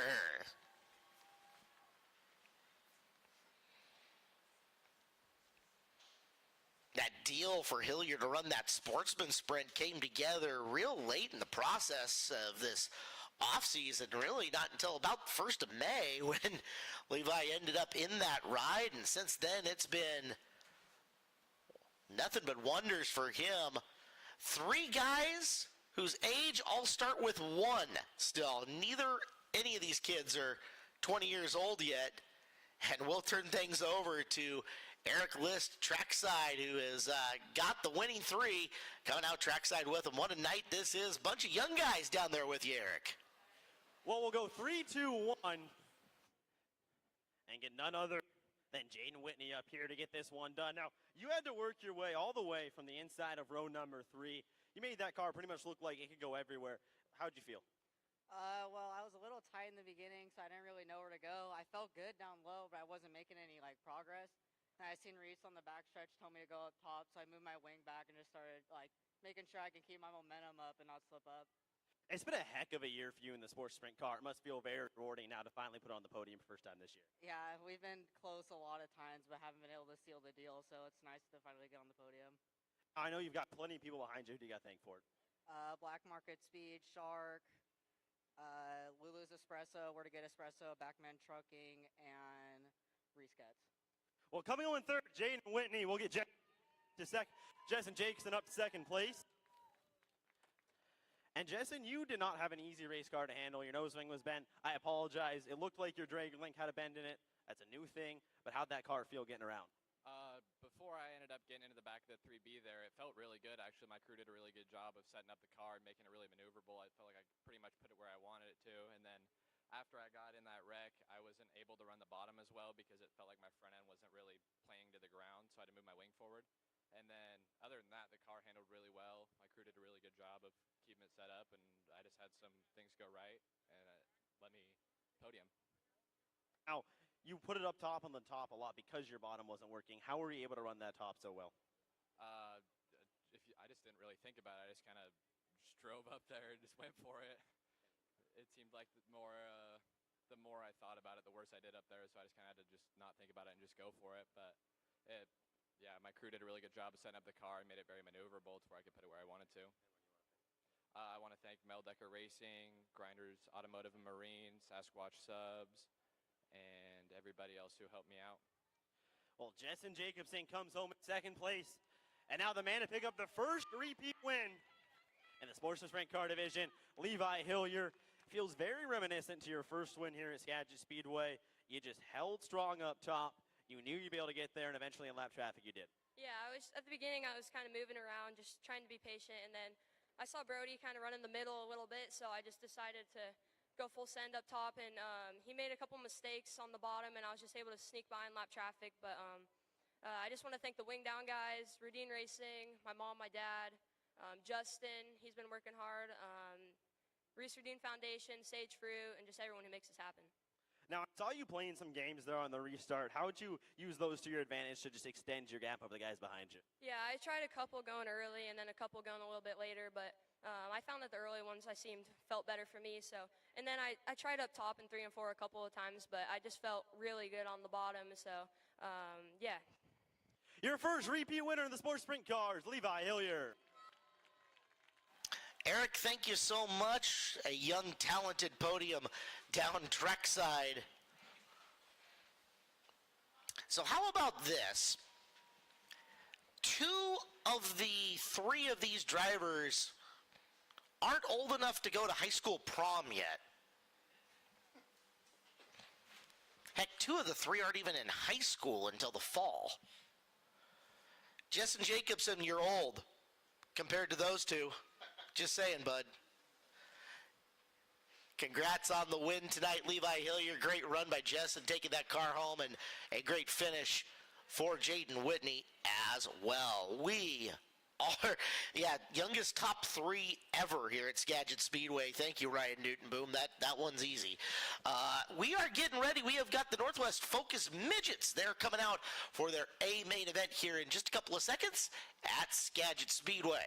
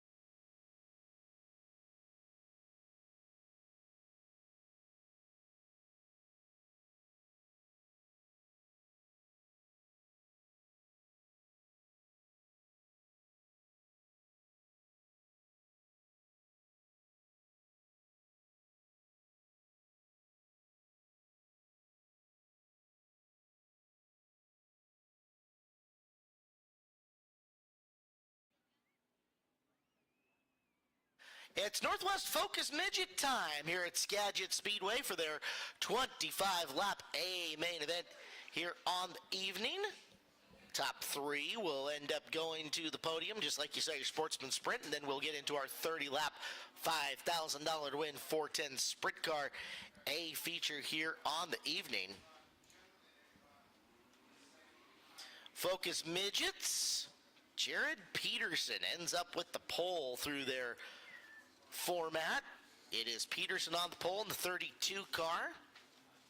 He's got 2 Skagit Speedway wins at Dirt Cup on the prelim night and the finale. He's got 4 Deming Speedway wins as well. That car has been undefeated since early June, when the last guy to come out and beat him was Alex Peck in the 09. Peck, unfortunately, buried in this field outside row number 4. Flanking Peterson will be the 90 of Stuart Milner. Inside row 2 is the 90 of Brian Holmqvist. Outside the 78 of Jeff Westergaard. Third row, Eric Turner 7. And Nick Evans is 24. Then it's Shane Smith 17. And Alex Peck's 09. 41 Ashley Thompson. 17 Kyle Hansen. 71 Brian Murphy. And the 53 of Derek Amundsen. 7th row is Ryan Orchard in the 32R. 41B of Brad Pritchard outside of him. Row number 8 on the inside. Chad Kincaid in the 50 and Morgan Benson in the 27M. Inside row number 9, Brianna Peterson in the 5B, Ayuka Carlson in the 18. Final row, Marcus Anstenson in the 3, and Stephen Massengale in the 64. 20 cars, 25 laps, and we'll see if Peterson can keep the roll going in the 32 car. That In-Laws Racing machine has been awfully good. Peterson is getting tuned up for Deming Speedway's Clay Cup Thursday, Friday, and Saturday next week. Up at our friends to the north, Peterson was a dual winner last night, winning the Focus Midget and the 600 division. He is a 3-time Clay Cup champion in the 600s. We invite you guys to spend some of your time there next weekend, as the racing will be absolutely fantastic, our friends up at Deming Speedway. Peterson low, Milner high, off the corner. Jared brings him to green. One of the highest A-Main starts for Stuart Milner, who's having an awfully good night tonight. He'll tuck into second. They're 3 wide behind him as Nick Evans, looking for the expensive liquor on the top shelf, found something up there and has driven around and into position number 4 early. Although he gets wide in the corner, drifts back a spot as Smith shoots underneath him and Turner for 3rd. Peterson leads on lap number 1. The pursuit begins in behind him with Milner, Smith, then the 7S of Turner, who's 4th. Smith going to shoot underneath Stewart. He'll take 2nd. Eric going to follow him. Left side tires almost all the way down to the apron. And Milner has gotten out of the racing groove. He needs to get down. Got that car in the corner really straight. Needs to throw it in, rotate it earlier. That way he can hold the bottom as he'll drift back to 5th. Question is, how much like the Dirt Cup A-Main does this look now? With Peterson out in front and Smith going to have to chase him down. If they get into traffic, it could get interesting. But on their own, we know how fast the 32 and the 17M are. As we look back further, that is the 09 of Alex Peck trying to work on the outside, middle to outside of Brian Holmqvist. Holmqvist will hold the line for him. Peck, see if there's anything there in the middle with Westergaard down low underneath him. Westergaard trying to shove him further up and out, but Peck gets down, gets into the groove. Misses it a bit on corner exit. Here's Westergaard again with a nose, but Peck back down to the bottom, preserves the spot. Former Skagit track champion and series champion Alex Peck looking for opportunity to move forward as he sits in position 7 right now. Following Brian Holmqvist, who's in 6th, and Holmqvist looking at the back of Stuart Milner. Your race leader is Jared Peterson, and Peterson owns roughly a straightaway advantage on Shane Smith. The time on the clock as it's calculated, 1.772 seconds. We'll see if that waxes and wanes at all. One caution flag would bunch this field up to a Delaware-style restart. Peterson to Smith, 1.6 seconds that time by, so Shane is faster. Question is, can he run him down? Peck again in the 09, got out of the groove, and Westergaard right there trying to move on him. Can't quite get by as Alex doing a good job of rallying back to the low side. Ashley Thompson is caught up to the back of Jeff Westergaard. And a look for opportunity to get by. For fifth, Stuart Milner's 90, being pursued by the white and green 90 of Brian Holmqvist. And Holmqvist closing in on an opportunity to get by him. The drive tires for Milner have been in the slick a few times. Your leader is in traffic and has dispatched of some of it already. You just saw Smith getting by a piece of his own as Jared Peterson with 11 to go comes up on Morgan Benson. Waves bye-bye to him as he drives underneath in turn number 2. Peterson's lead now 2 seconds, almost 2 seconds flat, as he got through traffic more efficiently than Shane did.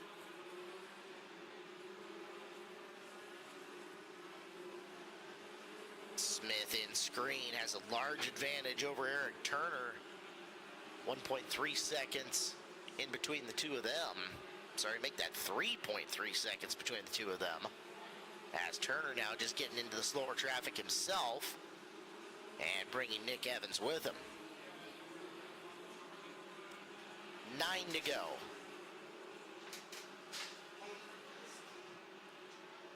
You're watching Turner's 7 car, who sits in third. Trying to get by Brianna Peterson.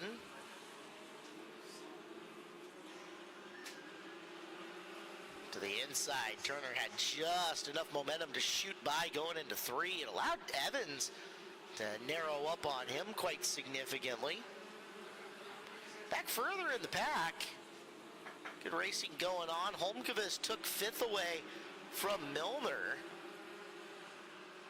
Now there is Peck trying to drive up and around him. Almost cost him the spot to Westergaard. Peck's got the nose downstairs on Brian, but Brian into the turn, gets to the throttle earlier, and holds the 5th spot over Alex. Slower car of Derek Amundsen up and ahead of him as we are down to 5 to go. It'll be 4 to go here shortly as Peterson's advantage over Smith still 2.064 seconds. Now Peck's going to go up into the middle here. Alex Peck picks a spot up around the outside and then gets to the inside on Amundsen to put him behind him. Westergaard saw that and said, maybe I can do the same here. So he'll look way up and around. See if there's any room. 4th place, Nick Evans all by himself. Your race leader already coming around. You'll pick him up. It's the white and purple number 32 of Jared Peterson under the flag stand right now. 1 to go. Full 1.6 seconds back to Smith. Cars racing side by side in front of him. But this one, a walk in the park for Jared Peterson, who will take the victory. Smith will be 2nd in the 17M. Back-to-back runner-ups for him here at Skagit Speedway. Last 3 nights, a win, a 2nd and a 2nd, and Eric Turner will take 3rd.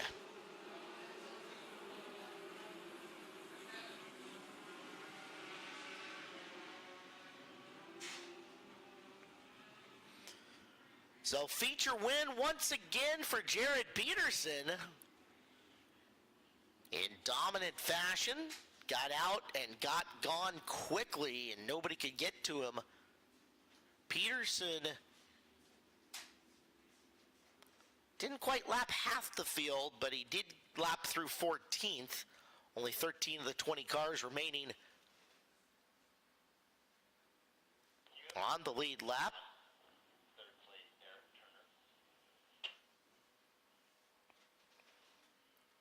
As Peterson rolls off the scales, he will be your feature winner.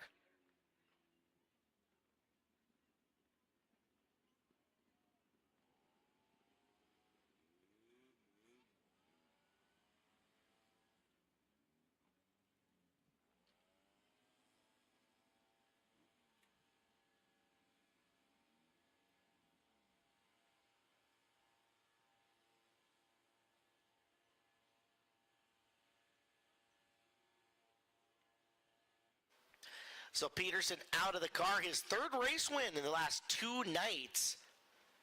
Picking up 2 last night at Deming Speedway, and of course the Focus Midget win here tonight. Him and Smith, the 2 cars that battled it out over Dirt Cup, and now the 2 cars that take 1-2 tonight. Eric Turner, nice rally for him after a disappointing Dirt Cup weekend by his standards. Up to the 3rd place on the podium tonight.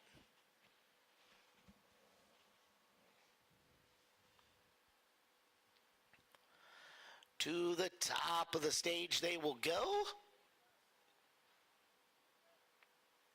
And we will turn things over trackside to Eric List. Victory lane commences now for the Northwest Focus Midgets. Well, he gets the victory. Hoosier Neck Band. We'll get him on up here to the podium. Get him a hat as well. Jared Peterson, step on up. Well, 2 nights. Deming Speedway win. Now tonight here at Skagit Speedway at all. You just continue to keep racking them up, and that car just continues to look fast all year long. We weren't all that great in the heat race, and then drew the invert just right, and yeah, just started on the front row, and I was pretty nervous there. We were way too loose, and I saw Shane got into second pretty quick. So I thought maybe he was pretty close, so I was getting pretty nervous. So you say you started out loose. When you're fighting a loose car, were you able to do anything to make you kind of feel better, or did it start to change throughout the race, or what did you do to try at least minimize the looseness throughout? Just try and drive the car as straight as I could in 1 and 2, just to try and keep heat out of the right rear, and try and keep it from not growing too much in pressure. But there's not a whole lot you can really do. Just try not to miss the bottom, and it was actually a pretty good track. Really, just wish we were a lot tighter. Now you navigated lap traffic like a breeze. What's the art to just getting through lap traffic and continuing to put them between you and second place? I mean, the way the track was tonight, you could actually miss the bottom fairly easy. So you just had to time it. So when they kind of slid out of the groove, you were right there to get your nose in there. And yeah, it's just all about timing. I just got to thank Mark and Jolene, Triple X Race Components, OPC Exclusive, Central Welding, Scott, and Aunt Ray. Your winner, Jared Peterson. I will step on over to Shane Smith, and we get a look here. I heard you talking about Jared. You started inside row number 4, and we're up to second place. I feel like probably on the opening lap, if not that, very quickly after. Yeah, that opening start went really well for us. The lanes just kind of opened up, and we hit the setup pretty well. Kind of all we needed to do was start ahead of Jared tonight. I think we would have had it, but got a huge thanks to Smith & Valley Custom Cabinetries, Walker Racing Development for everything they do for us, just keeping us going fast on this track. Do you feel like you were working through lap traffic pretty well? If you could have gotten to Jared, you would have had something for him? Like he talked about, it was pretty tricky there. It was going to take a mistake on his part, which he doesn't make many of. So I don't know. We didn't have that race. We had the one we had, and that's what it is. Well, coming up in second place, Shane Smith. We'll make our way over here to Eric Turner. And now, it was kind of a rough dirt cup for you guys. It looks like you've turned around. What did you guys do to make that car a little bit, at least what looks like it's better? Oh, yeah, car's a lot better. I mean, it's really just been perseverance. I was going to be a retired driver when I sold my sprint car in September, and Bob and Lori called me and asked if I'd want to run their midget. And this is a great group of folks to run with, and they've got top-notch equipment. So it just took us a couple nights to get everything, kind of shook out. And we've tweaked setup every time we've hit the track, and I think we just found a combination that works. So I got to really thank Bob and Lori for the opportunity, really. I know a lot of people don't think much of these midgets, but, man, they're fun as hell to drive, and I'm pretty lucky guy to be behind the wheel of theirs. So, bring it number 3rd, Eric Turner. Eric Turner, Shane Smith, and Jared Peterson, 1, 2, and 3 tonight for a green to checkered Northwest Focus Midget Series A main event here at Skagit Speedway.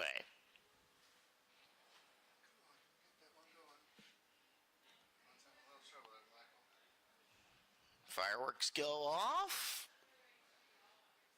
Nice little touch to victory lane here tonight, as we get ready for the main event of the evening. Our second 410 sprint car feature. If you were late getting here, we ran a makeup feature. Round 1 went to Jesse Schlattfeld here on the evening. He's already $5,000 richer. It was Schlattfeld, Youngquist, Fisher, Colby Thornhill, Jason Solwald, Greg Hamilton, Robbie Price, Cam Smith, Bailey Jean, and Greg Otis in main event number 1 of the night. Main event number 2 getting ready to come out and on to the racetrack for 30 times around. $5,000 again to the winner.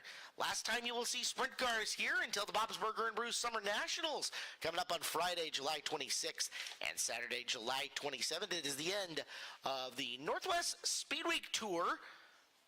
Hope you guys will join us down at Grays Harbor Raceway for the 360 Hall of Fame Battle Royal on Sunday the 21st.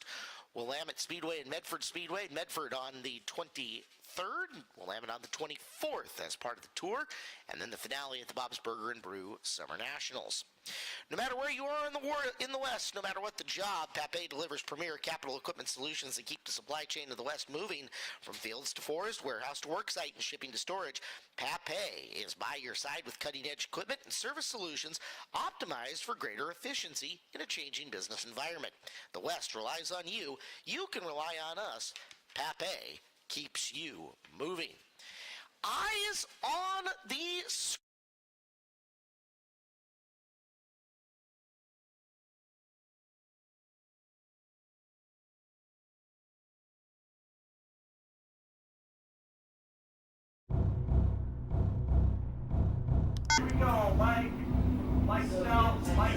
While we were watching other things, I believe we lost the car to the work area, and that was your third place runner, Colt Lead. So Heat is 33.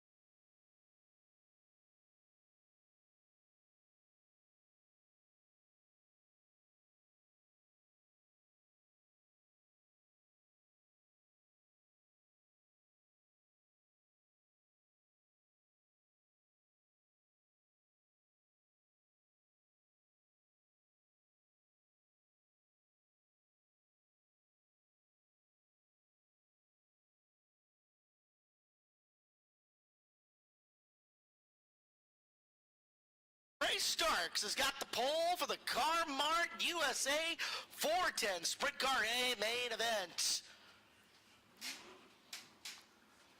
Jason Solwald outside row number 1 of the 18. Jesse Schlattfeld, our previous feature winner in the 21, the 95 of Justin Youngquist. Robbie Price in the black and yellow 21. Greg Hamilton in 96, 26 of Eric Fisher, 14 of Bailey Jean.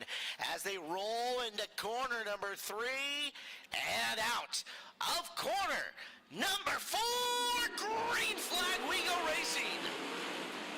Will it stick is the question. Starks up to the top of 1 and 2. Green lights stay on. Starks has got the early lead. Solwald goes to the top of 3 and 4. Schlattfeld picking around down on the bottom, trying to do the double here tonight and take home a total of 10 grand. But everybody's going to be chasing the points champion, Trey Starks, early on in this one. There's Youngquist looking up and around the top as well. Couple of laps complete. High side dominance so far in this. Lap times not lightning quick.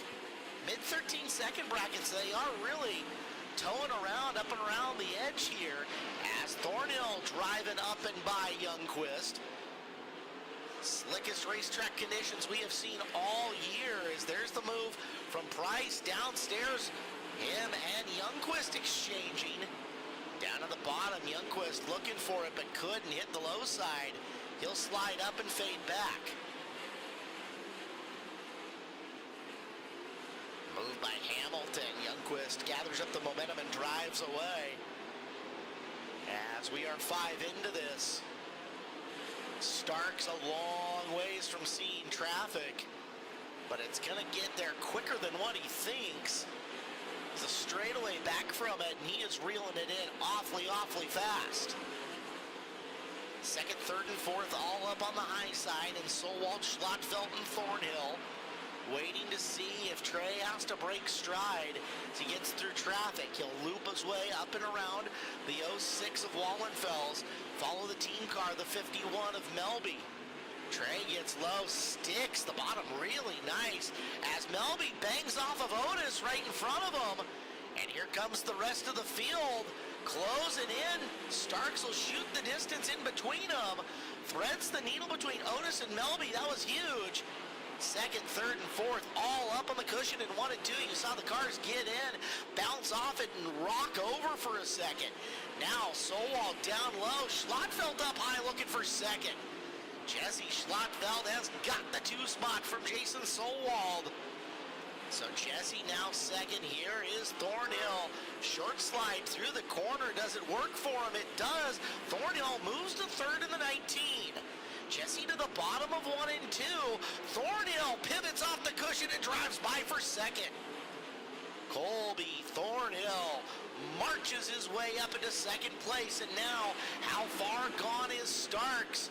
Starks in the 55, not massively ahead here.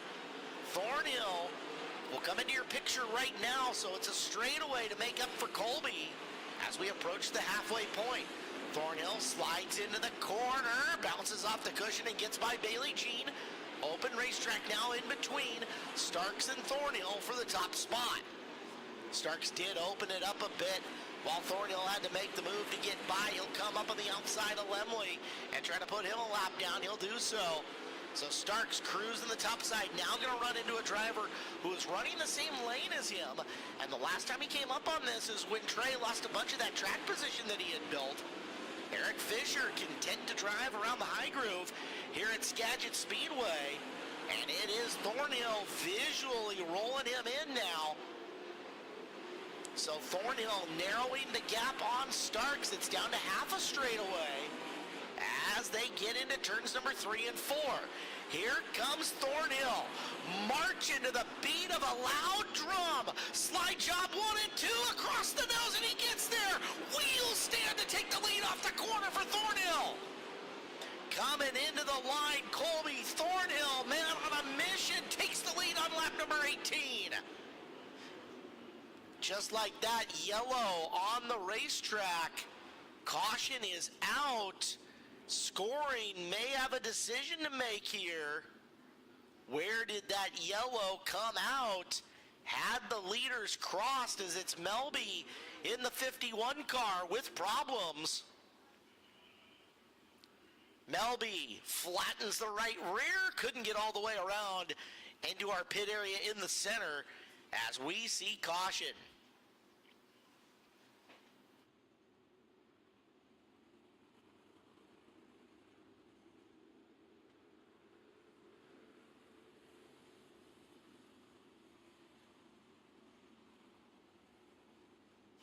So they'll get to work on the right rear repair on the Melby car. Fresh rubber as Hoosier Tire, the official tire of Skagit Speedway, ready to bolt on to the right rear.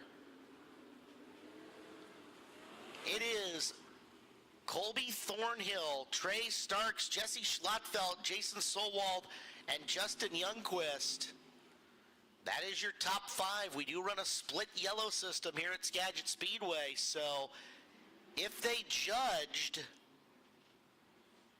that yellow to come out after Thornhill had crossed the transponder loop, it is his lead.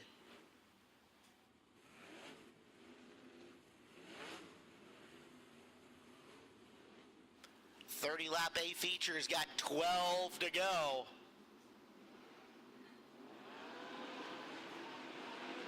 And we're back to green. Could not get it swapped out in time. Thornhill back straightaway restart. Picks up the throttle. There's Starks down low, fighting to get her back, and yellow lights on. Yellow lights come on. Starks down low, showing him the nose.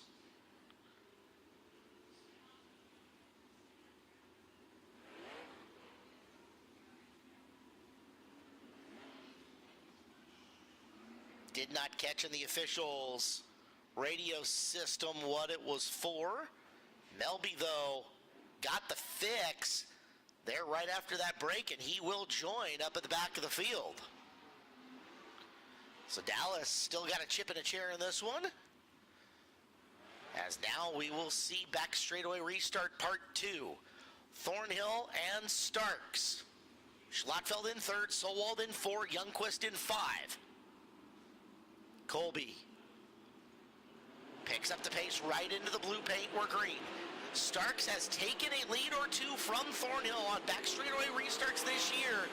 Colby holds it for now. Trey getting downstairs, puts the left front Houston style on the apron to try to find some drive and get it back from Thornhill. Thornhill up and around, holds it for now, but Starks starting to bring the wing to the trunk and pull it back. Can he roll the bottom and get it back from Thornhill? We're down to 10 laps to go in this one. Great high-low battle between your leader, Colby Thornhill in the 19, and Trey Starks in the 55. Starks losing ground now to Thornhill, whose momentum carrying him around. There's Schlattfeld in 3rd, and Schlattfeld closing on Starks as Starks now gets to the high side to 1 and 2. So Starks abandons the plan for the bottom of turns 1 and 2. He'll go back to the bottom of 3 and 4. As you see Schlattfeld in the blinking lights trying to get up and around him. They're losing touch with Thornhill, and Thornhill will see the back of the field sooner rather than later. Traffic will be a factor one more time in this race. Starks up to the high side of 3 and 4. Schlattfeld follows. Thornhill now up into the back. Yellow lights on, and that might be a saver here. As Lemley rolling to a stop on the inside at corner number 3, caution comes out. Took about 5.5 laps for this race to get into closing into the back of the field, so that measures out lap 28 or 29 is where you might see Thornhill into slower cars again. Can Starks and Schlattfeld keep him close enough that when Colby's got to deal with slower traffic, they can make something happen? Because in clean air, Thornhill got gone in a hurry. A couple of laps with Starks down around the bottom, but then Thornhill took off and padded that distance to a 2.3 second lead. Robbie Price has worked his way up into 5th. Justin Youngquist is 4th now, with 7 laps to go.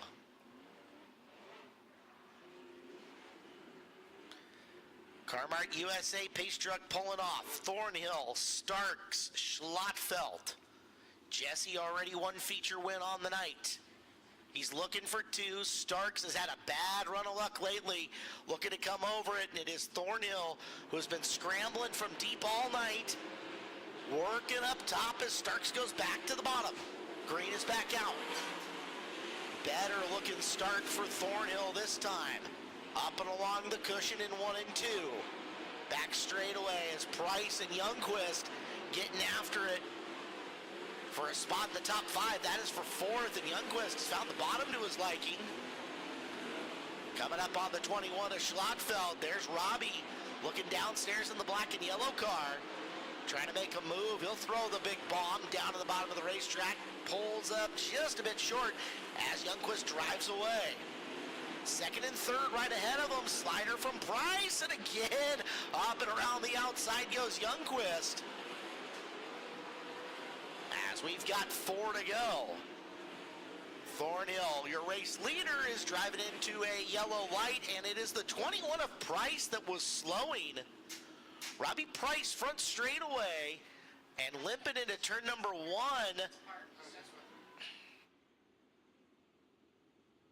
Robbie Price, who is battling for 4th, pulls off Raceway, and rough for Robbie.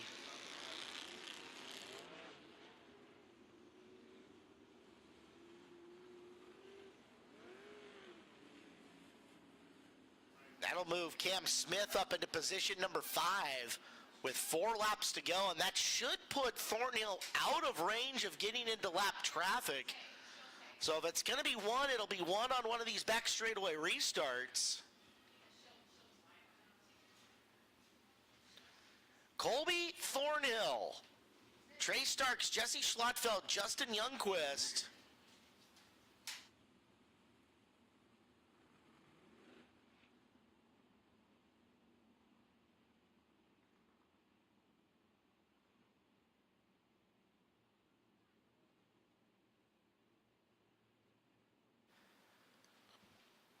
Thornhill, Starks, Schlotfeld, Youngquist, now Smith in the 5 spot, Solwald 6, Fisher 7, Hamilton 8, Bailey Jean 9, and Wallenfels 10.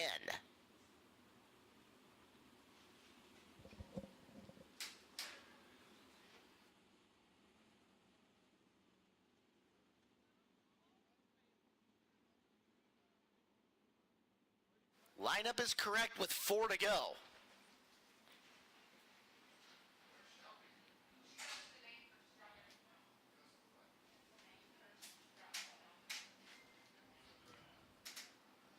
Feel the bunch up behind your leader.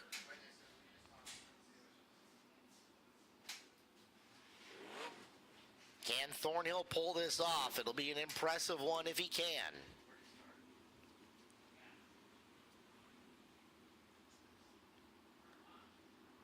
Has to endure 1 more back straightaway restart.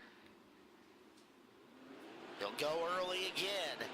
There goes Starks right back down to the bottom, trying to give himself a shot. Thornhill got way wide around that time. Starks has got a chance. Starks down low. Top is getting long around, but Thornhill gets back to it. Can Starks get him again coming off the bottom of 4? Not that time. Thornhill leads. 3 to go. Starks continuing to try down at the bottom. That wing all the way in the trunk for the 55. He'll go to the high side to follow him through 3 and 4 as we're down to 2 to go. Thornhill getting away and putting this one in his pocket. He is ready to cash $5K at the bank in 3/10 of a mile more. White flag is out. What a drive tonight from the driver out of Enumclaw, Washington. 410 Glory in main event number 2. And no, we are yellow on the raceway. Justin Youngquist Slows on the back straightaway. Youngquist stops. Did not see the checkered flag waving.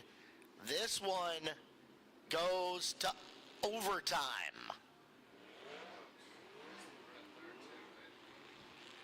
Youngquist, who was running third at the time. Where did Schlattfeld go? Schlattfeld also dropped in the running order. As we were watching Thornhill and Starks, Schlattfeld in.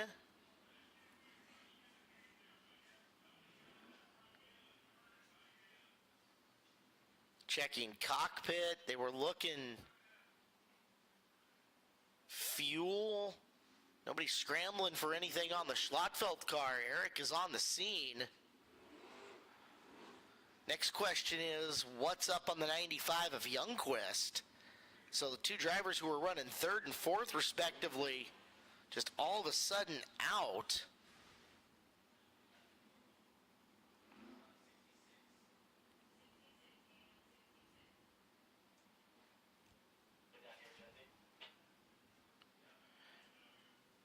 Eric is on the scene quickly to the 21 car. So they're working right next to the headers, and it was spewing some fuel, so thinking maybe a fuel line loose, something like that. So that was going on with Jesse Schlattfeld. All right, Eric, Justin Youngquist is in the pit area as well. He is on the back straightaway, so your third and fourth place cars respectively duck out real quick. Now we are going to get back to green flag racing quickly here. See if we can get the word on Youngquist. We'll roll it back to lap number 29, so 2 laps to go as we wait on word on the 95.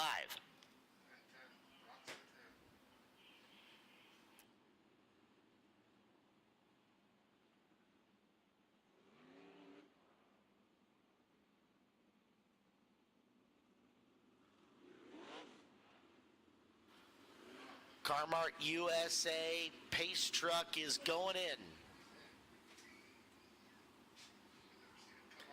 So, the two most exciting laps in racing, green, white, checkered for the win coming up.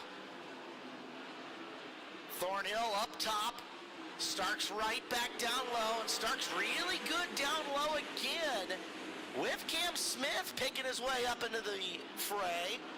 They'll come to the white this time. Does Starks throw the kamikaze at him? Down off the bottom, Colby gets the lead. 1 to go. Starks all the way down low. Colby up off high with momentum. Into 3 and off of 4. It's a long ways around, and Thornhill gets there for the win.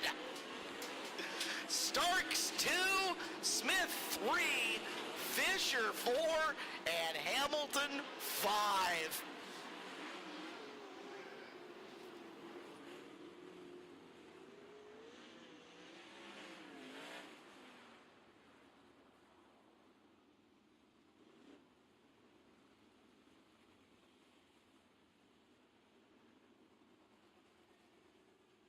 Colby Thornhill used every inch of the racetrack at the top of turn number 4 on that last lap to drive through and hang on.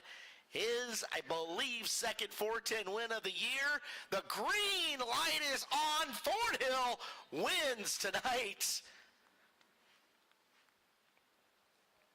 And does it in spectacular fashion. As we go 1 lap into overtime tonight, Thornhill leads from lap 18 through 31 to take the A Main event win. And I'll tell you what, there's a rivalry that has developed between the 19 and the 55 car. It's one built on respect between the two of them, but it is absolutely there. This win will mean a little bit more. As watch this celebration. Get loud. Colby Thornhill.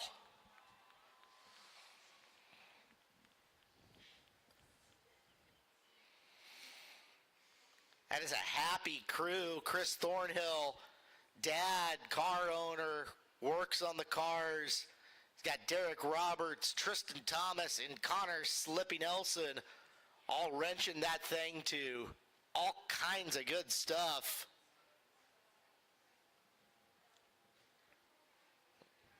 And the party in the Thornhill pits tonight should be a bunch of fun.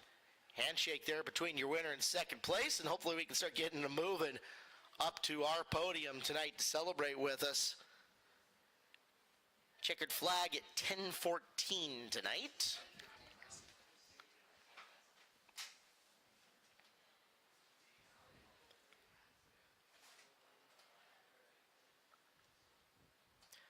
Well, Eric, list of the impressive Colby Thornhill drives we've seen.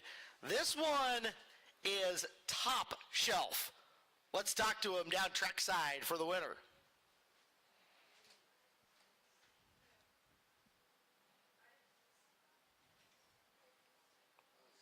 This would be a terrible time for you if not to change your batteries. There you go. There it goes on. Gave him time to get his hat and neckband on is what we're doing down here. Wow. I made the comment to you when you got out of the car. You used about every inch of that racetrack. You said, yeah, and about 4 inches of that wall. Holy cow. Yeah, I definitely owe the race car apology after that one. I don't know the ladder or the wheels straight, but I don't know. 10th to first ain't too bad. That first restart was really good for me. I think I went like 10th to 4th or 5th. And I don't know, like, I mean, I short slid Trey a little bit on one of those when I slid him, and I don't know if it's close or not, but I had to do what I had to do, and he was kind of held up in lap traffic, and I saw my opportunity and took it. But overall, I mean, our race car was phenomenal tonight. Couldn't thank Slippy, Tristan, my dad, Vern, just everybody who helps out on that thing. And props to Skagit Speedway tonight. Racetrack was pretty good. You know, Trey was able to run the bottom there on those starts, and I was able to beat the wall down and try and kill myself every lap. So I had a blast, and I don't think there's much more I could ask for. Well, $5,000 should make the race car feel a little bit better. But what type of technique and footwork and driving skill does it take to just pitch that thing into the corner and just hope she sticks? You know, I look at the wall and I drive about straight at it and hope for the best. So it's one of those, like, if I got tight on the curb, I kind of just drug the brake and hit the throttle a little bit harder and tried to pull myself out of a hole. But, yeah, I don't know, not much more I can say. Now, you mentioned this, and you came from 10th. How much patience did you have to have, but also get up and go you knew you have to have? Because if you waited too long, you probably would be, you know, SOL. It was kind of one of those, like, if I saw my opportunity, I had to take it. I couldn't wait for somebody to do something or hope they did it. I just kind of had to work what I had to work with, and that's what I did. And I can't thank Jesse Schlotfeld enough. I destroyed a tail tank in the first feature, and the spare one wasn't working. So he borrowed me a tank, so I can't thank him enough either. Get done, Colby Thornhill. We'll walk over to Trey Starks, and Trey, you gave Colby about everything you could. What little more did you need to just get that 55 back up to that first position? Yeah, I just made a big mistake in traffic. I felt like I tried to make a decision too early. And we lost a bunch of momentum and let Colby get by us right there before the caution comes out. Obviously, he was really fast, so I think it would have been tough to hold him behind us anyway. I don't know. I knew I wasn't going to pass him in his lane where he was running. My best bet was restarts and trying to just creep around the bottom as best I could. And I don't know how much we came up short, a car or so. But yeah, he was on it. Sounds like he came from way deep, and he was driving it hard, and he deserves this win. We got to get a little bit better. It's been probably weeks that you want to forget here at Skagit Speedway. Your crew's putting countless hours in the shop getting that car back together. How refreshing is it to now be standing up here on the podium? I'm sure you want to be one spot over, but still, race car for the most part in one piece tonight. Yeah, I think after the last month or so, having a car and engine in piece is definitely a win. So, you know, we'll take our medicine here. We'll see what we need to do to get better and be back here in a couple weeks. Bring him a second, Trey Starks. And rounding out the podium, he came from just next to Colby Thornhill inside of the same row, and you wound up on the podium in third. That car looked like you were just persistent with it. You worked your way through the field and got a couple lucky breaks there from time too. Yeah, you know, right there at the end, I don't know what happened to Justin, and I just pick them off one by one as I could, and luckily we're here at the end of it. How were you able to get through that traffic and work through that up to third?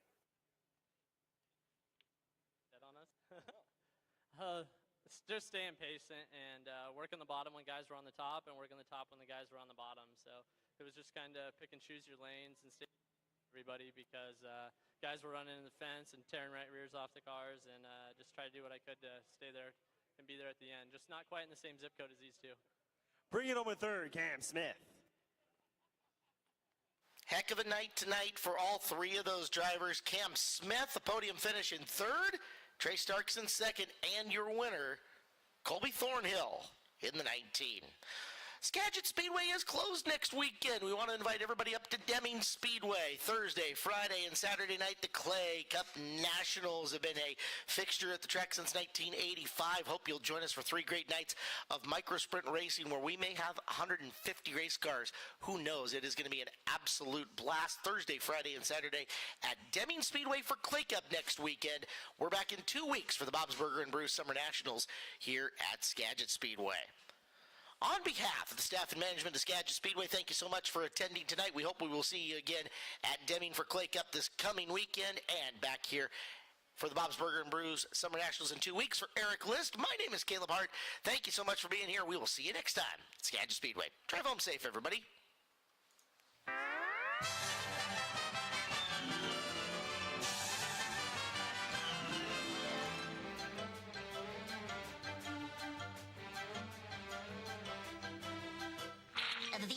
That's all, folks.